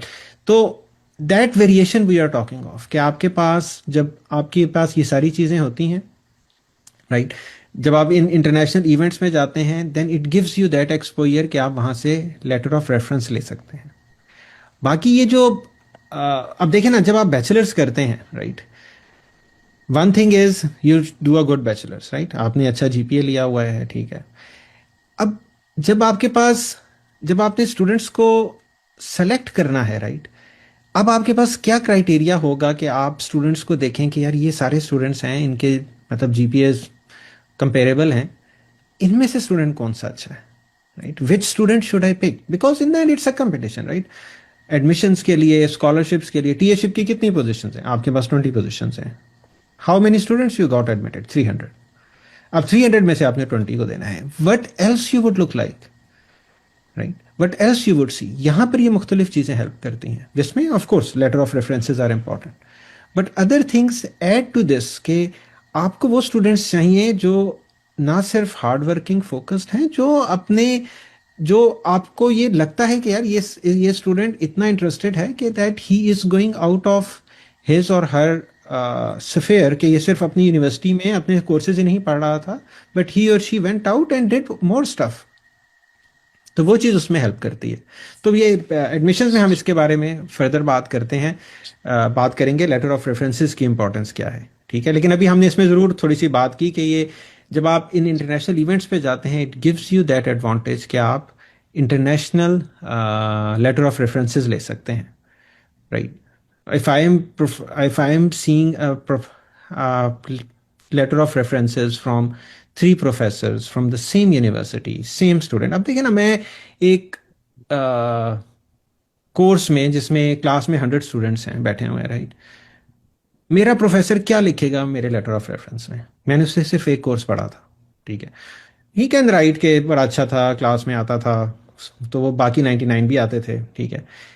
इसने क्लास में ही परफॉर्म वेरी वेल, ठीक है, इसने he was amongst the top 10 students, ठीक है, वो अमंग्स टॉप 10 हो गए। इसके बाद वो what else he can write, write, he can not write more. मतलब इफ ही राइट्स दैट ये स्टूडेंट तो दुनिया में एक तहलका मचा देगा, मतलब based on one course you can not predict that, right. तो वो आपका जो है ना स्कोप को थोड़ा सा लिमिट कर देता है। इसलिए हम ज़रूर ये अपने स्टूडेंट्स को रिकमेंड करते हैं कि जिसके साथ आपने फाइनल ईयर प्रोजेक्ट किया है, ही और she is very important because he has work more with you, he knows, he और she know more about you, right. तो वो आपके बारे में ज़्यादा अच्छी असेसमेंट भी दे सकता है एंड पीपल विल वैल्यू कि इसकी असेसमेंट, यस, ही और she has evaluated because you have work with him for some extended time. चलें एक और क्वेश्चन लेते हैं, then will go to the next section. Sir Hasnain Ali, आप अपना क्वेश्चन कर लें प्लीज। तो मेरा एक तो क्वेश्चन ये है कि जो स्टैनफोर्ड का है, मतलब कि ये हुआ सेक्शन लीडर का, तो उसमें मैंने ऐसे अप्लाई किया था, लेकिन ये पता नहीं, मुझे आइडिया नहीं है, क्योंकि मैंने पिछले साल कोर्स भी किया था, प्रोफाइल भी ठीक थी, शायद नहीं हो सका। तो अब मुझे मतलब उस तरह का जो सेक्शन लीडर, मुझे वो शौक भी है, इंटरेस्ट भी है, तो उस लेवल का या उस तरह का कोई और है कोई। और एक मेरा क्वेश्चन ये है कि एक तो मैं अपने प्रोफेसर से रिकमेंडेशन लेटर ले लूंगा, दूसरा जो है वो एक मैम है, वो पढ़ाती हैं यूनिवर्सिटी में और में, लेकिन उनका ये है कि वो असिस्टेंट प्रोफेसर हैं, मतलब उनका रैंक है, तो क्या उनसे मुझे लेना चाहिए? और थर्ड ये क्वेश्चन है कि कोई अगर बंदा है वो पीएचडी कर रहा है, तो उसके पीएचडी में क्या कोई, मतलब मैंने उनके साथ काम किया है, उनका जो काम था ना पीएचडी का, उनके साथ मैंने एक्सपेरिमेंट्स किए हैं, लिखा है, उनसे सीखा है वो सारा, तो क्या वो मुझे ये लीगल होगा कि वो मुझे रिकमेंड कर दें या मुझे बता दें कि इसने काम किया है, या ये शो नहीं कर सकते कि मेरे साथ पीएचडी में फलां बंदे ने मेरे साथ सीखा है या हेल्प की है या असिस्ट किया है? अच्छा ठीक है, चलें, सही है। अच्छा, पहले आपके पहले क्वेश्चन पे आते हैं। स्टैनफोर्ड कोडिंग प्लेस साल में एक दफ़ा होता है, right. It's a great opportunity, we try to find, मतलब जिस तरह ये CS50X है, but that's that's that so हम अपने स्टूडेंट्स को मैं अक्सर ये कहता हूँ कि देखें, जो है ना, hackathon can be avoided, right. हर साल, हर महीने में 2-3 होती हैं। if you have an assignment, you have a final exam, if you are busy, don't go, right? It's not, मतलब things will come and go, ये हर महीने में 2 होती हैं, अब अगले महीने चले जाएं, राइट। स्टैनफोर्ड कोडिंग प्लेस में साल में एक दफ़ा होता है. It happens start happening around April May, right. तो ये एक दफ़ा होता है, तो उसमें ज़रूर अब आपने कोशिश की. ऑफ कोर्स बहुत स्टूडेंट्स कोशिश करते हैं, कुछ हो पाते हैं, कुछ नहीं हो पाते. अब उनका क्राइटेरिया भी, बिकॉज दे जज you based on your video CV, जो कि सबने बनाई होती है, और चूंकि हम यहाँ रिव्यू करते हैं, दे आर जनरली ठीक बनी होती हैं, और वो कोडिंग का जो क्वेश्चंस हैं वो सब नहीं किए होते हैं, राइट. तो वहां पर इट्स पॉसिबल कि आप एक दफ़ा ना हो, राइट. लेकिन you can try next year. उसमें you you just need to keep trying, right. और इसमें सबसे इंपॉर्टेंट चीज़ ये है कि आप अपनी वीडियो सीवी को बेहतर करें. और जब आपके प्रोफाइल में, जैसे देखिए ना, वीडियो सीवी में आपके क्या होगा, ये जब आप एक वीडियो बनाएंगे अपनी उसके लिए, स्टैनफोर्ड कोडिंग प्लेस के लिए, तो आप अपनी ये चीज़ें मुख्तलिफ मेंशन कर सकते हैं जो आप एक्टिविटीज़ करते हैं related to technical thing, right. कि आप हैकाथॉन्स में जाते हैं, आप कोडिंग कंपटीशंस में जाते हैं, राइट. अगर स्टैनफोर्ड कोडिंग प्लेस में आप एक दफ़ा सेक्शन लीडर नहीं बने, you can always go as a student, right. आप हमारे जो सेक्शन लीडर्स हैं, हर क्लास में 10 to 12 स्टूडेंट्स होते थे, राइट. तो you can always be a student. So that is one thing. But या कीप ट्राइंग, राइट. ज़िंदगी में हमें भी बड़े फेलियर्स मिलते हैं. मैं कई इंटरव्यूज़ में नहीं हो सका, राइट. कई स्कॉलरशिप्स नहीं मिल सके, कहीं एडमिशन्स नहीं मिल सके. So that's how things work out in the life. But the key thing is you keep trying, right. वो पीएचडी वाला आपने जो बताया, दैट्स राइट. जो अगर आप किसी पीएचडी स्टूडेंट के साथ काम कर रहे हैं, you can always get a reference letter from him और हर. और जनरली जब आप काम करते हैं, तो चूंकि आप उनके साथ काम कर रहे हैं, so it should be acknowledge, right. तो जनरली ऐसा होता है कि चूंकि पीएचडी स्टूडेंट्स तो पब्लिकेशन कर रहे होते हैं, so they either add your name in publication which as a second, third, fourth author, और समटाइम्स दे डोंट, राइट. क्योंकि काम ज़्यादा होता है और आपका काम थोड़ा सा लिमिटेड होता है. They should acknowledge. Her paper के आखिर में आप एक एक्नॉलेजमेंट सेक्शन डाल सकते हैं, and you acknowledge people who have helped in that process. So do request them कि your request should be कि आप मुझे as a co-author डाल सकते हैं. If he or she is not comfortable, then ask her, add me as an acknowledgement so that I have something to show कि I did work with you. और आप उनसे ले सकते हैं रेफरेंस लेटर. देखिए, रेफरेंस लेटर की importance ये है कि आपने उनके साथ क्या काम किया है. आप जिस तरह मैं किसी का रेफरेंस लेटर लिखूं, देखिए मैं लिखूं कि excellent student, very hard working, very dedicated, very focused, मतलब I can list as many adjectives as I want, right? But that doesn't solve the purpose, right? मैंने ये बताना है कि उसने किया क्या था, right? What impact he or she had. अगर मैं एडजेक्टिव से लिखता रहूंगा ना, तो उससे तो इतना फर्क नहीं पड़ेगा, राइट. क्योंकि कुछ लोग ज़्यादा एडजेक्टिव्स यूज़ करते हैं, कुछ लोग कम एडजेक्टिव्स यूज़ करते हैं. मैंने जब पीएचडी की, मैंने अपने प्रोफेसर को कहा मुझे अपना रेफरेंस लेटर दें. और पाकिस्तान में तो ये रवाज है कि आप अपना रेफरेंस लेटर खुद टाइप करके लेके जाते हैं और प्रोफेसर को दे देते हैं कि इस पे साइन कर दें, या उसको अगर आपने चेंज करना है तो चेंज कर दें. उसने कहा no, I will write. I said I can give you a draft. He said no no, I can write. And he wrote only 4 lines, 4 5 lines, no adjectives.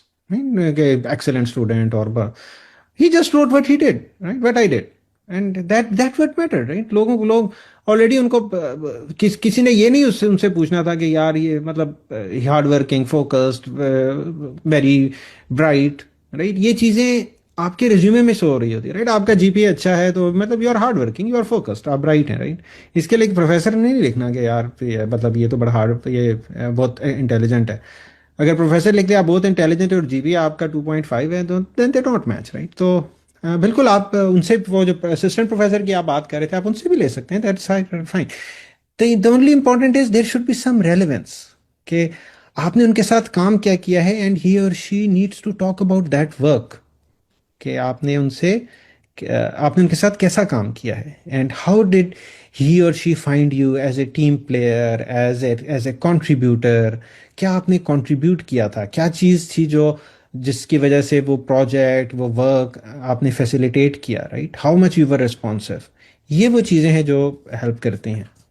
चलिए हम अगले सेक्शन पे चलते हैं. Then will take more. जी sorry, आप कुछ कह रहे थे. चलें, we go to the next section. तो अभी हम एडमिशन्स की बात करते हैं. देखिए, अभी तक हमने बात की थी प्रोफाइल की, कि प्रोफाइल कैसे बिल्ड होता है, प्रोफाइल में आपको क्या करना चाहिए, राइट. अब हम नेक्स्ट बात करेंगे एडमिशन्स के बारे में, कि एडमिशन्स कैसे होते हैं. अब एडमिशन्स के लिए आपने क्या करना है. ठीक है, ये थोड़ी सी टाइमलाइन है, हमें से ज़्यादातर स्टूडेंट्स को पता है कि जो यूएस में एडमिशन्स दो दफ़ा होते हैं, फॉल और स्प्रिंग, राइट।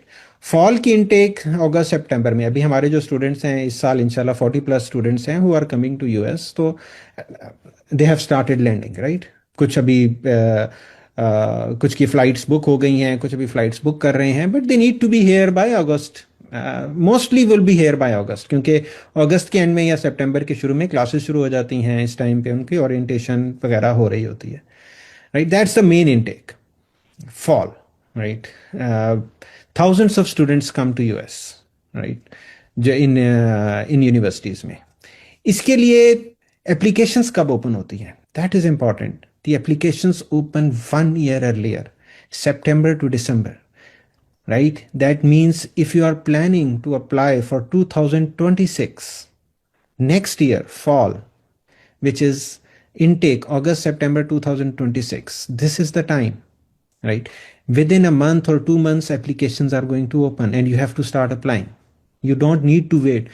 होता ये है, मतलब हमारे साथ भी ऐसा हुआ कि जब हमारा फाइनल ईयर हो गया ना, जब प्रोजेक्ट कर लिया, तो अब तो फारिग हो गए हैं, अब तो चलो अप्लाई करते हैं यूएस के लिए, तो पता चला यूएस की तो एप्लीकेशन डेडलाइन से गुजर चुकी हैं। अब तो अगर यूएस जाना है तो 1 साल इंतज़ार करना है।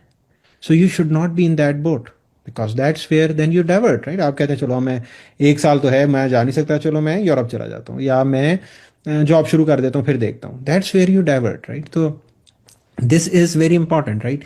सो इस साल अगर आप अपने 6th सेमेस्टर में हैं, that means you can graduate before August 2026, you can apply, right. आप अपने 6th सेमेस्टर के रेज्यूमे पे बेस पे अपने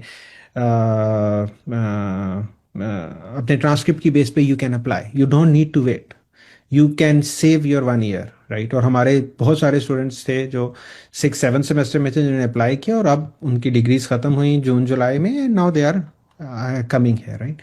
the only caveat is once you join, your degree should have completed, right? So that is important. There is another take which is called spring intake. ये जनवरी में इनकी classes शुरू होती हैं। Not all universities open, but there are universities. Not मतलब अगर fall में 40,000 students की इनटेक हो रही है, तो स्प्रिंग में it could be 10,000. There will be less students, but then there is less competition. मतलब ज़्यादातर स्टूडेंट्स फॉल को टारगेट कर रहे होते हैं, स्प्रिंग को टारगेट नहीं करते। Fewer universities, but they have, but still, this year, there were, I think, 5 students from iCode Guru who came in January, right? They landed in December and they started taking their classes in January. So, if you miss fall, you can still go. मतलब अगर आपने अभी apply करना है tomorrow, then it's the spring intake because their deadlines are still going on, right? ये मई से अगस्त तक होती हैं। तो, but again, fall intake is recommended.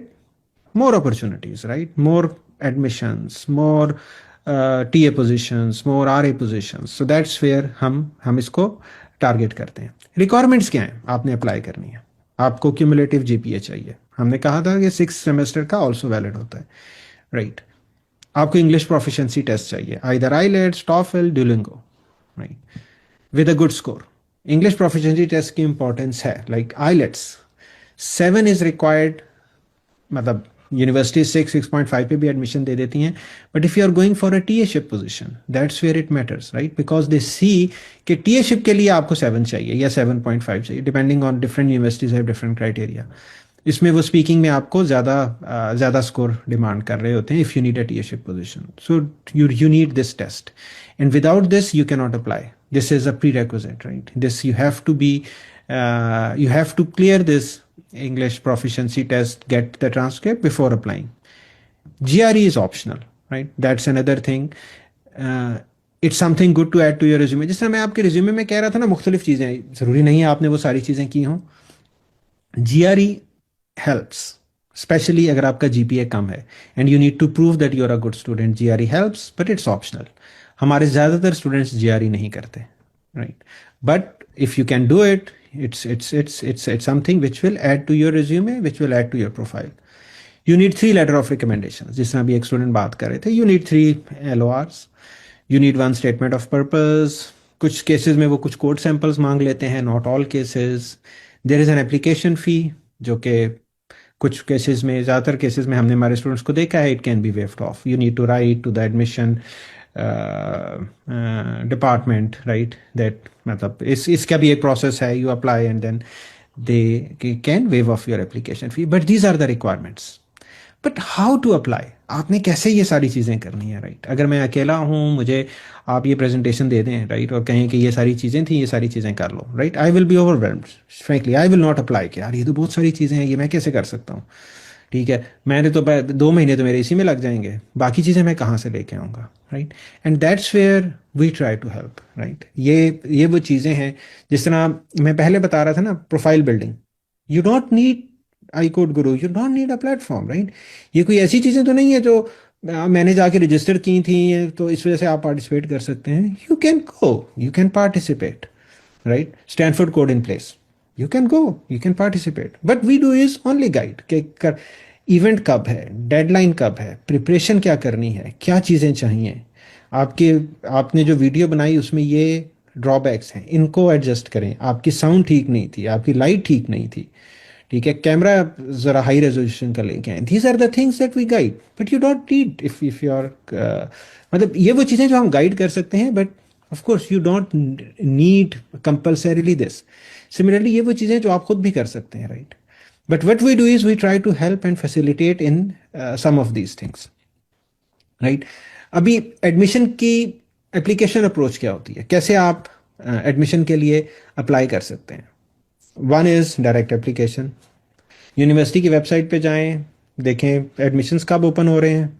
जब एडमिशन्स ओपन होते हैं आप अप्लाई कर दें, ठीक है, होपफुली इंशाल्लाह आपका एडमिशन हो जाएगा.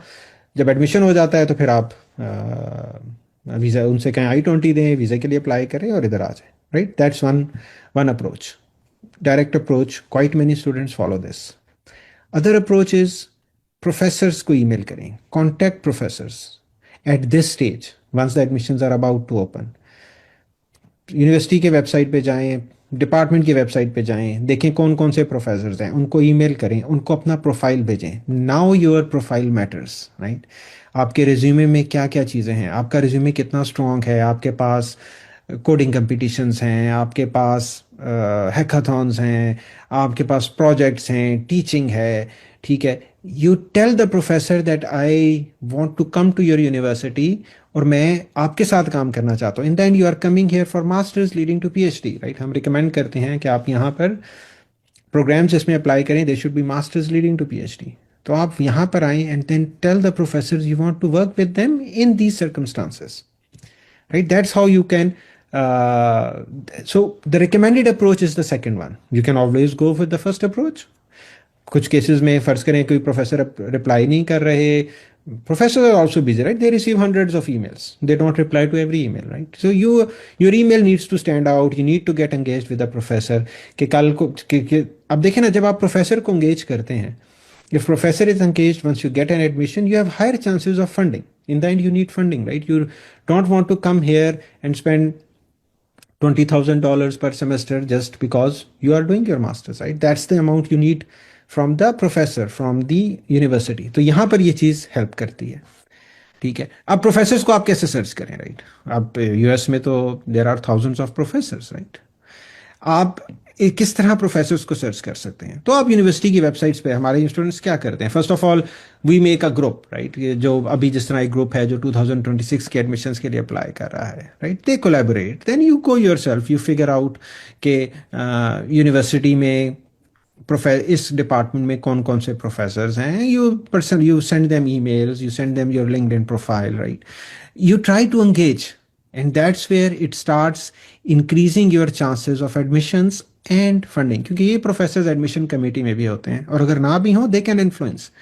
If a professor wants a student, he has a say, he says no I want to get this student. तो एडमिशन देखें ना, एडमिशन कमेटी भी प्रोफेसर्स की ही है. अगर if he is himself or she herself is not in the admission committee, other professors are, right? So they can always influence. So that's one approach that we recommend, right? अभी हमने इसमें जो बात की थी कि ये सारी चीज़ें हैं, इसमें देखें मुख्तलिफ डॉक्यूमेंट्स आ रहे हैं, राइट? आपके लेटर ऑफ रिकमेंडेशंस हैं, स्टेटमेंट ऑफ पर्पस है, ये कैसे आप तो कर सकते हैं. तो अब हम नेक्स्ट सेक्शन में बात करेंगे कि आपकी डॉक्यूमेंट्स प्रिपरेशन हम हम कैसे कर सकते हैं, right? So will talk about the document preparation. So we can take 1-2 questions at this stage. Any questions okay इस बारे सर. में? सर उज़ैर अहमद आपका हैंड रेज है, आप अपना क्वेश्चन कर लें प्लीज़.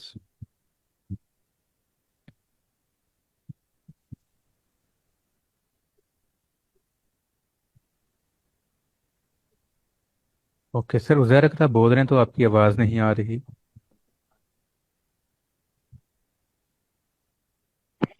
वालेकुम जी जी, वालेकुम सलाम.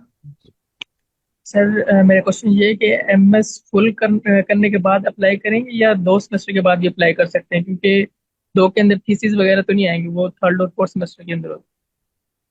अच्छा, ये बिल्कुल हम स्टूडेंट्स को रिकमेंड करते हैं कि अगर देखें, अगर आपका जीपीए कम है मास बैचलर्स में, राइट? जीपीए कम का मतलब है इफ इट्स लेस देन 3. तो यूनिवर्सिटीज़ की का क्राइटेरिया होता है कि वो लेस देन 3, या किसी केसेस में 2.9 है, but generally it is 3. You can not apply, right? तो आप प्रोफेसर भी नहीं इसमें कुछ हेल्प कर सकता, राइट? तो इस केस में हम रिकमेंड करते हैं कि आप मास्टर्स शुरू करें और पहले एक या दो दो बेसिकली 2 सेमेस्टर्स के बाद अच्छे जीपीए के साथ अप्लाई कर दें कि जी मैं मास्टर्स का स्टूडेंट हूँ और मैं अप्लाई करना चाहता हूँ. And then in the end you need to offset your low GPA, right, which happens in bachelor's. तो वहां पर मास्टर्स हेल्प कर सकते हैं. हाँ, मतलब you don't need to complete your masters, but क्योंकि आप 2 सेमेस्टर्स के बाद अप्लाई कर रहे हैं, इट विल ऐड कि आपने मास्टर्स में 2 सेमेस्टर्स में अच्छा जीपीए लिया हुआ है, आपने काम किया हुआ है, but you will have to do masters again here. मतलब you will not directly go to PhD.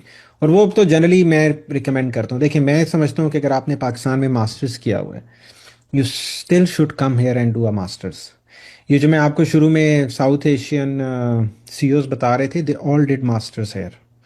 Few did PhDs, but all of them did masters और MBA programs here, depending on उनकी फील्ड क्या थी, राइट? क्योंकि CEO बनने के लिए you don't need to be an engineer. इनमें से कुछ लोगों ने एमबीएस किए हुए हैं, but like Sundar Pichai is an engineer, he did a masters. तो that's how things work out. So you should do a masters here. It's very different US education system. अब देखें ना, मैंने मास्टर्स बैचलर्स मैंने पाकिस्तान से किया, जिस तरह मैं बता रहा हूँ. मास्टर्स मैंने फ्रांस से किया. पीएचडी भी मैंने फ्रांस से की. And I still feel I am at a disadvantage to the people who did their masters and PhDs from US, क्योंकि इनका जो एजुकेशन सिस्टम है that is more mature than rest of the world, right? That's why they are on the top, right? आप world की top, अब तो खैर there are other universities also, but जब मैंने बैचलर्स के बाद सर्च की ना वर्ल्ड की टॉप यूनिवर्सिटीज़, तो आई थॉट कि मैंने रिसर्च गलत कर दिया. ये तो यूएस की टॉप यूनिवर्सिटीज़ हैं. I wanted world top university 100 universities. अभी भी आप वर्ल्ड की टॉप 100 यूनिवर्सिटीज़ में देखें, US is very dominant, right? And there is a reason. They have an education system. मतलब इनका मास्टर्स इतना it is so well structured, it is so rigorous, right? Europe में आई वॉज देयर, 1 साल में masters हो गया था, 3 साल में पीएचडी हो गई थी. It's not that I was extra ordinary, तो मैंने 3 साल में पीएचडी कर ली, और यूएस में लोग 5 साल में करते हैं, right? Why? Because I was extraordinary? No, US has a, यहाँ पर requirements push is more, right? मैं अक्सर स्टूडेंट्स को कहता हूँ कि जब आप, मतलब देखिए ना, हम पाकिस्तान में बुक्स पढ़ते हैं, राइट? मुख्तलिफ प्रोफेसर, जो वो बुक्स किसने लिखी हुई हैं? ज़्यादातर बुक्स यूएस प्रोफेसर्स ने लिखी हुई हैं. और ये वो यूएस प्रोफेसर हैं जो यहाँ पे पढ़ा रहे हैं. Now you are in a university where you are learning a subject from a professor जिसने वो बुक लिखी थी. That's the difference that it creates, right? It's totally different जब आप उस प्रोफेसर से पढ़ते हैं जिसने वो बुक लिखी है, रिलेटिव टू आप किसी और से पढ़ते हैं जिसने वो बुक पढ़ के समझ के वो आपको पढ़ा रहे हैं. So then the difference matters, right? तो हाँ, बिल्कुल, आप you can always apply after second semester based on your GPA, but yeah, you will have to do masters here. One last question. Okay sir, Mohammad Awais आप अपना question कर लें please.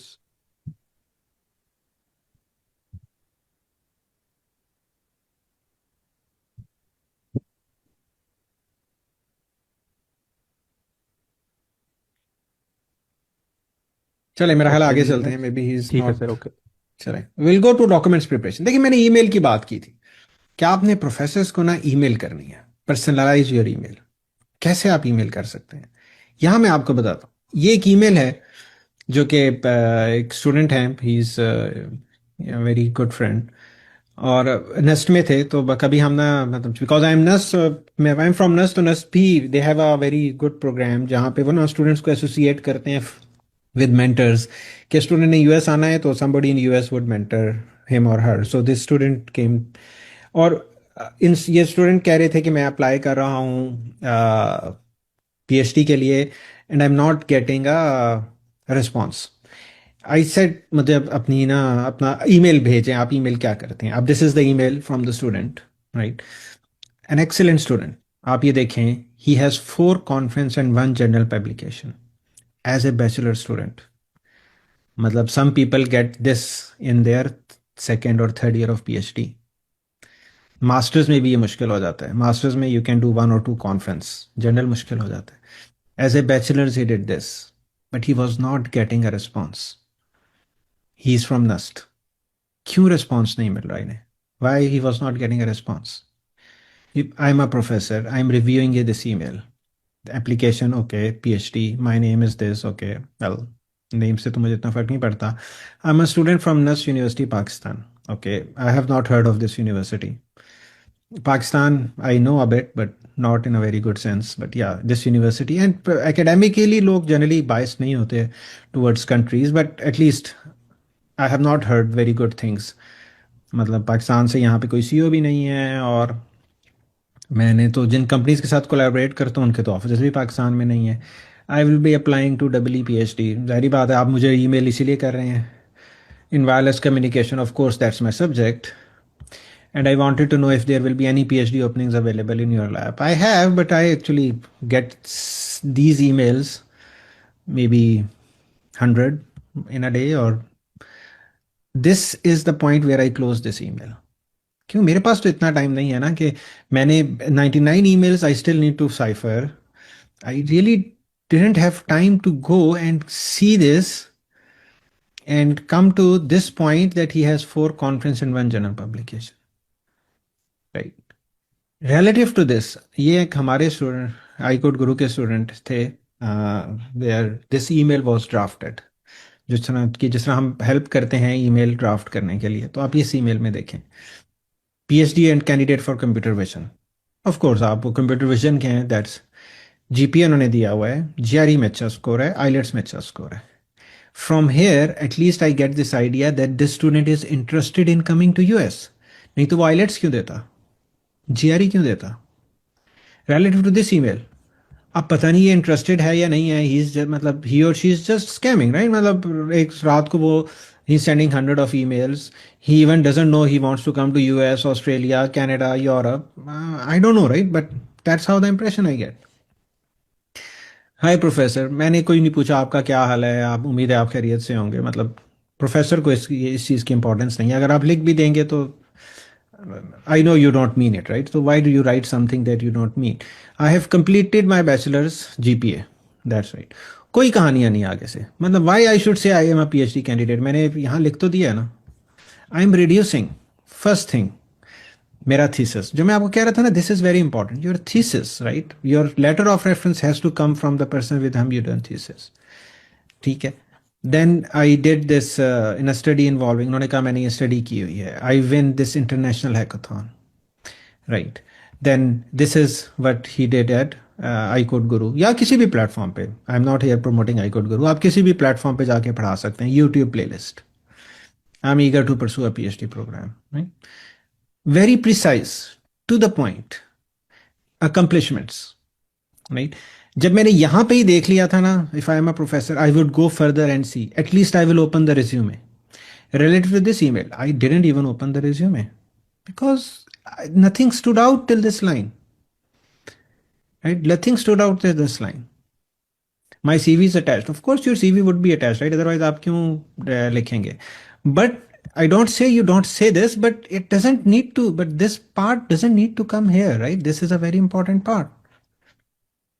Relative to this student, अब इन student का his GPA was I think 3.8, 3.9, but he didn't mention most important things are going down relative to this, right? GPA कोई अच्छा है, but it's not an excellent GPA. both of them are here. Matlab, this student is in Georgia. No, this student is in Stanford now. He's doing PhD.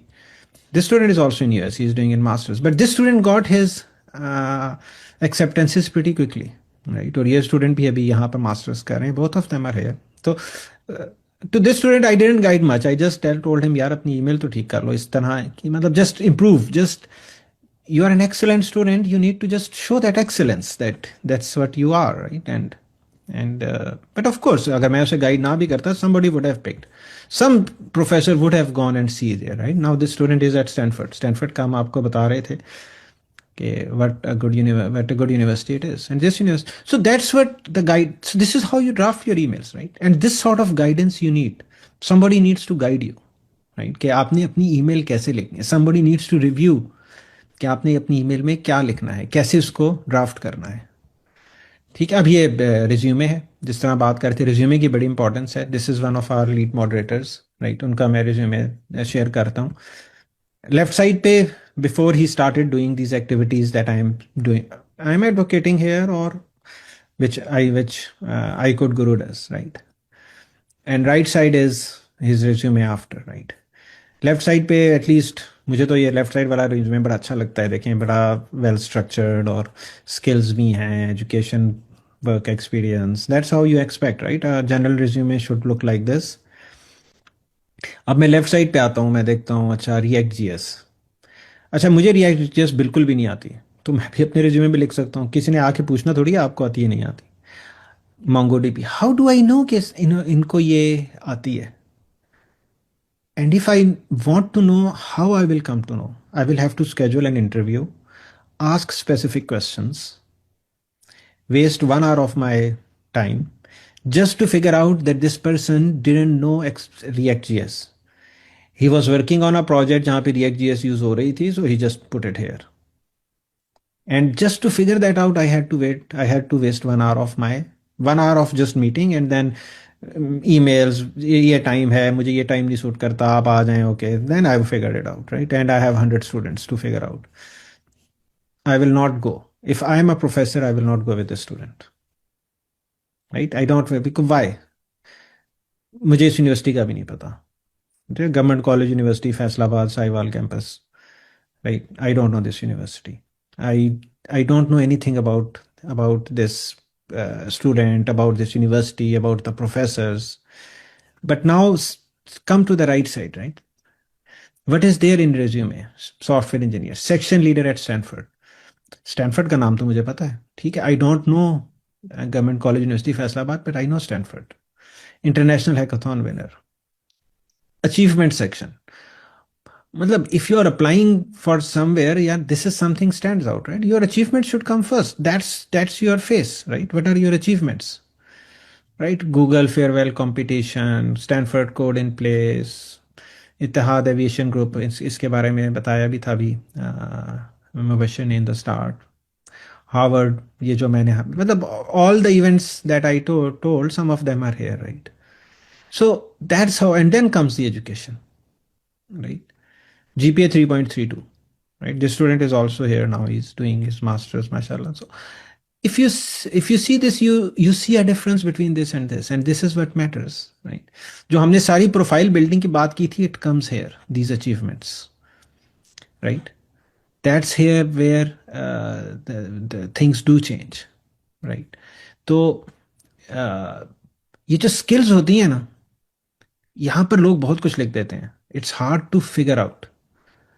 मतलब देखे ना, मैंने जिस तरह मैं कह रहा था, मैंने एक प्रोजेक्ट किया जहाँ पे पांडास यूज हो रही थी. I can put it here, but how much I do not pandas, people don't know from here. But हाँ, यहाँ पर अगर मैंने कोई प्रोजेक्ट किया था किसी हैकाथॉन में जहाँ पर ये पांडास मैंने यूज़ की थी, इट गिव्स सम वैल्यू कि हाँ यार, ये तो मतलब he is doing active projects on this, he knows these skills. So that's what it is important, and that's what it matters, right? फिर वीडियो सीवी है. हम अपने स्टूडेंट्स को रिकमेंड करते हैं, ये that's a new trend, right? You make a video CV, right? जब आप प्रोफेसर को भेजें, अपना रिज्यूमे अटैच करें, साथ एक वीडियो सीवी अटैच करें. Professors want to know how you speak, right? How you behave, right? That's a good thing to go, right? तो हमारे दैट्स वन थिंग दैट हमारे स्टूडेंट्स करते हैं, and we recommend and will recommend to all of you कि जो apply करते हैं, make a video CV, how you look on screen, how you interact, right? That's important, right? उसके बाद professor का interview. Now this is all the admission process, right? That we are talking of. You need to you need to talk to the professor. Once you are interacting with the professor in emails and all that, you need to talk with the professor. जिसमें professor का interview important है, right? You need to show yourself कि आप professor why he or she should select you. तो अमूमन ये होता है कि जब मतलब you email to a professor, if professor shows some interest, right? हाँ, your profile looks good and you should apply. Generally professors इस तरह कह देते हैं, yeah, profile looks good, you should apply. And once you get admission, contact me. That's one encouraging reply. There, then you should ask the professor, can I talk? Can we have a online interview, or can we have a meeting? Right? Some professors directly ask, some professors do not ask, but you are the one who needs to ask कि क्या हम एक meeting कर सकते हैं. Go to that interview and show yourself. Make a presentation. Show your skills. क्या कुछ आपने किया हुआ है. Why you are interested. Why you want to work. Right? अभी जिस तरह मैं 2 स्टूडेंट्स का इंटरव्यू करता हूँ, दोनों स्टूडेंट मैंने सेलेक्ट करना है 3 स्टूडेंट्स के 3 स्टूडेंट्स में से मैंने कौन सा लेना है. ये 3 students I selected after resume and all this stuff, and because you had good resume, आपका जीपी अच्छा था, आपने ये इतनी सारी एक्टिविटीज की हुई थी, आई सेड ओके आप इंटरव्यू कर लें. राइट? अब 2 स्टूडेंट्स आए इंटरव्यू के लिए एंड दे आर आस्किंग, जी पूछें आपने मेरे से क्या पूछना है. Right? That's how generally interviews are conducted. Right? आप मुझे बताएं आपने मेरे से क्या पूछना है. Professors will ask couple of questions, कुछ मैं आंसर दूंगा, कुछ नहीं दूंगा. You don't know everything, right? So you will answer some, and then the interview finishes. Relative to another student, he says, before sir, I have a small presentation showing what I do and why I am interested in your research. Can I present? Of course, yeah. Professor कहेगा ठीक है, present कर लो, आपने present तैयारी की हुई है तो ठीक है. And generally we send that presentation before the interview कि सर ये मैं present करना चाहूँगा. These are the slides. So professors just skims through it before, and he, depending on time, he may ask, I have gone through, please skip these 2 sections. Or then you talk about yourself, right? You talk about something about professor research, why you are interested. आपके ये मतलब this is what I have done, hackathons, coding competition, Stanford coding place, briefly, and then you come to professor, right? That this is what I want to, this is your research area, I'm interested in this, this is your paper, I went through it, it's very interesting, and you are giving him a feel, right? अब as a professor आप देखें ना, मैंने 3 में से select करना है, how I would select. Right? I would of course prefer the student कि यार ये देखो ये प्रिपेयर होके आया था, इसने ऑलरेडी मेरी थोड़ी सी रिसर्च भी देखी हुई है. I don't expect you to come and give me a research direction कि सर ये जो पेपर है ना, इस रिसर्च में अगर आप इस तरह करें तो ये ज़्यादा अच्छा हो जाएगा. मतलब as a bachelor student I can try, but I don't expect, right? And that's what not you should try for. But if you tell me कि आपका ये पेपर मुझे अच्छा लगा, मुझे ये समझ आई, ये चीज़ मुझे समझ नहीं आई, it was probably out of my scope, but I understood the concept and I would like to, and this is an interesting field I would like to explore. Now, how I would gauge you relative to 2 other students who just came and asked, जी sir क्या पूछना है आपने पूछे. So that's the difference you create, right? तो ये शुरू में बताई थी स्लाइड मुबशिर ने. Thanks Mubashir for sharing. I just put it hear back again. So this is what has worked, right? So all things that I have talked till now, whether they work or not, this is one of the proof that it works. These students are here in these universities in 2024, and 40 plus students are coming here, coming this year, inshallah. Right? They are from different universities, right? Like University of Gujarat, University of Agriculture, Faisalabad, Gift University, right? Some of them are from UETs and Quaid-e-Azam, and they are coming to these universities, right? We don't target top universities. We don't encourage our students कि वो MIT में और Harvard में और Stanford में apply करें. If you have a dream, of course. But the chances, हम देखते हैं कहाँ पर chances ज़्यादा हैं. Where you get admission and you get funding. And this is what these students' GPA is 3.1. Actually, one is 3.06. With this GPA, the student is here in US on a fully funded master's leading to PhD program. This is their IELTS range. Generally, इनकी publications नहीं होती. GRE नहीं करते, right? They have a steady gap, right? They are not fresh. Some are fresh bachelors. Some have taken a gap. Especially, we have some others who have taken a gap and then they came and now they are here, right?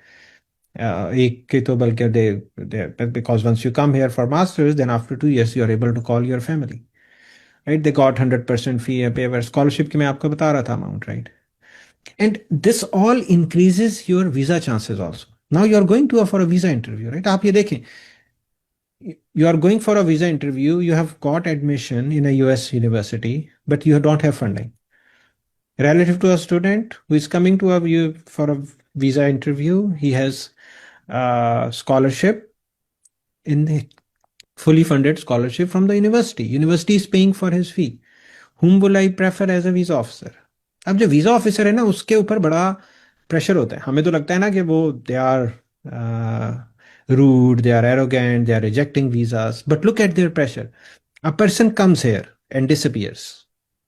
Investigation will go to the visa officer. Why you couldn't figure out that he will disappear? He will not go back. A person comes here, does something wrong. Investigation goes back to the visa officer. Why you couldn't catch this? And then once the investigation goes through, now everything is being reviewed and they flag out, okay, this was a red flag. Why you didn't realize this? This was a red flag. Why you didn't realize this? Right? So they are under pressure. But once you have a funding, you relieve their pressure.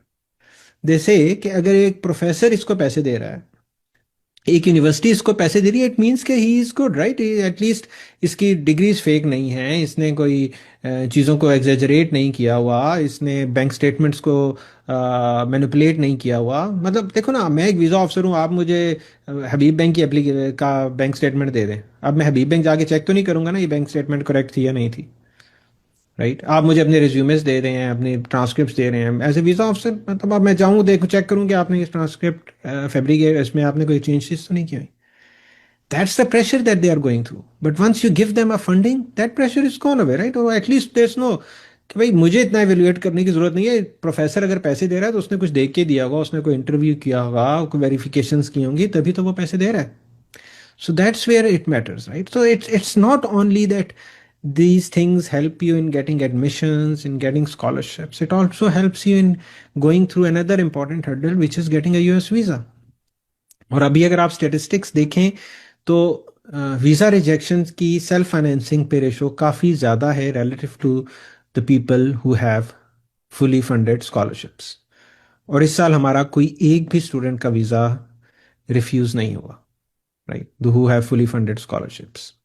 They all got, matlab, couple of them went to administrative processing, but all of them, none of them visa was refused.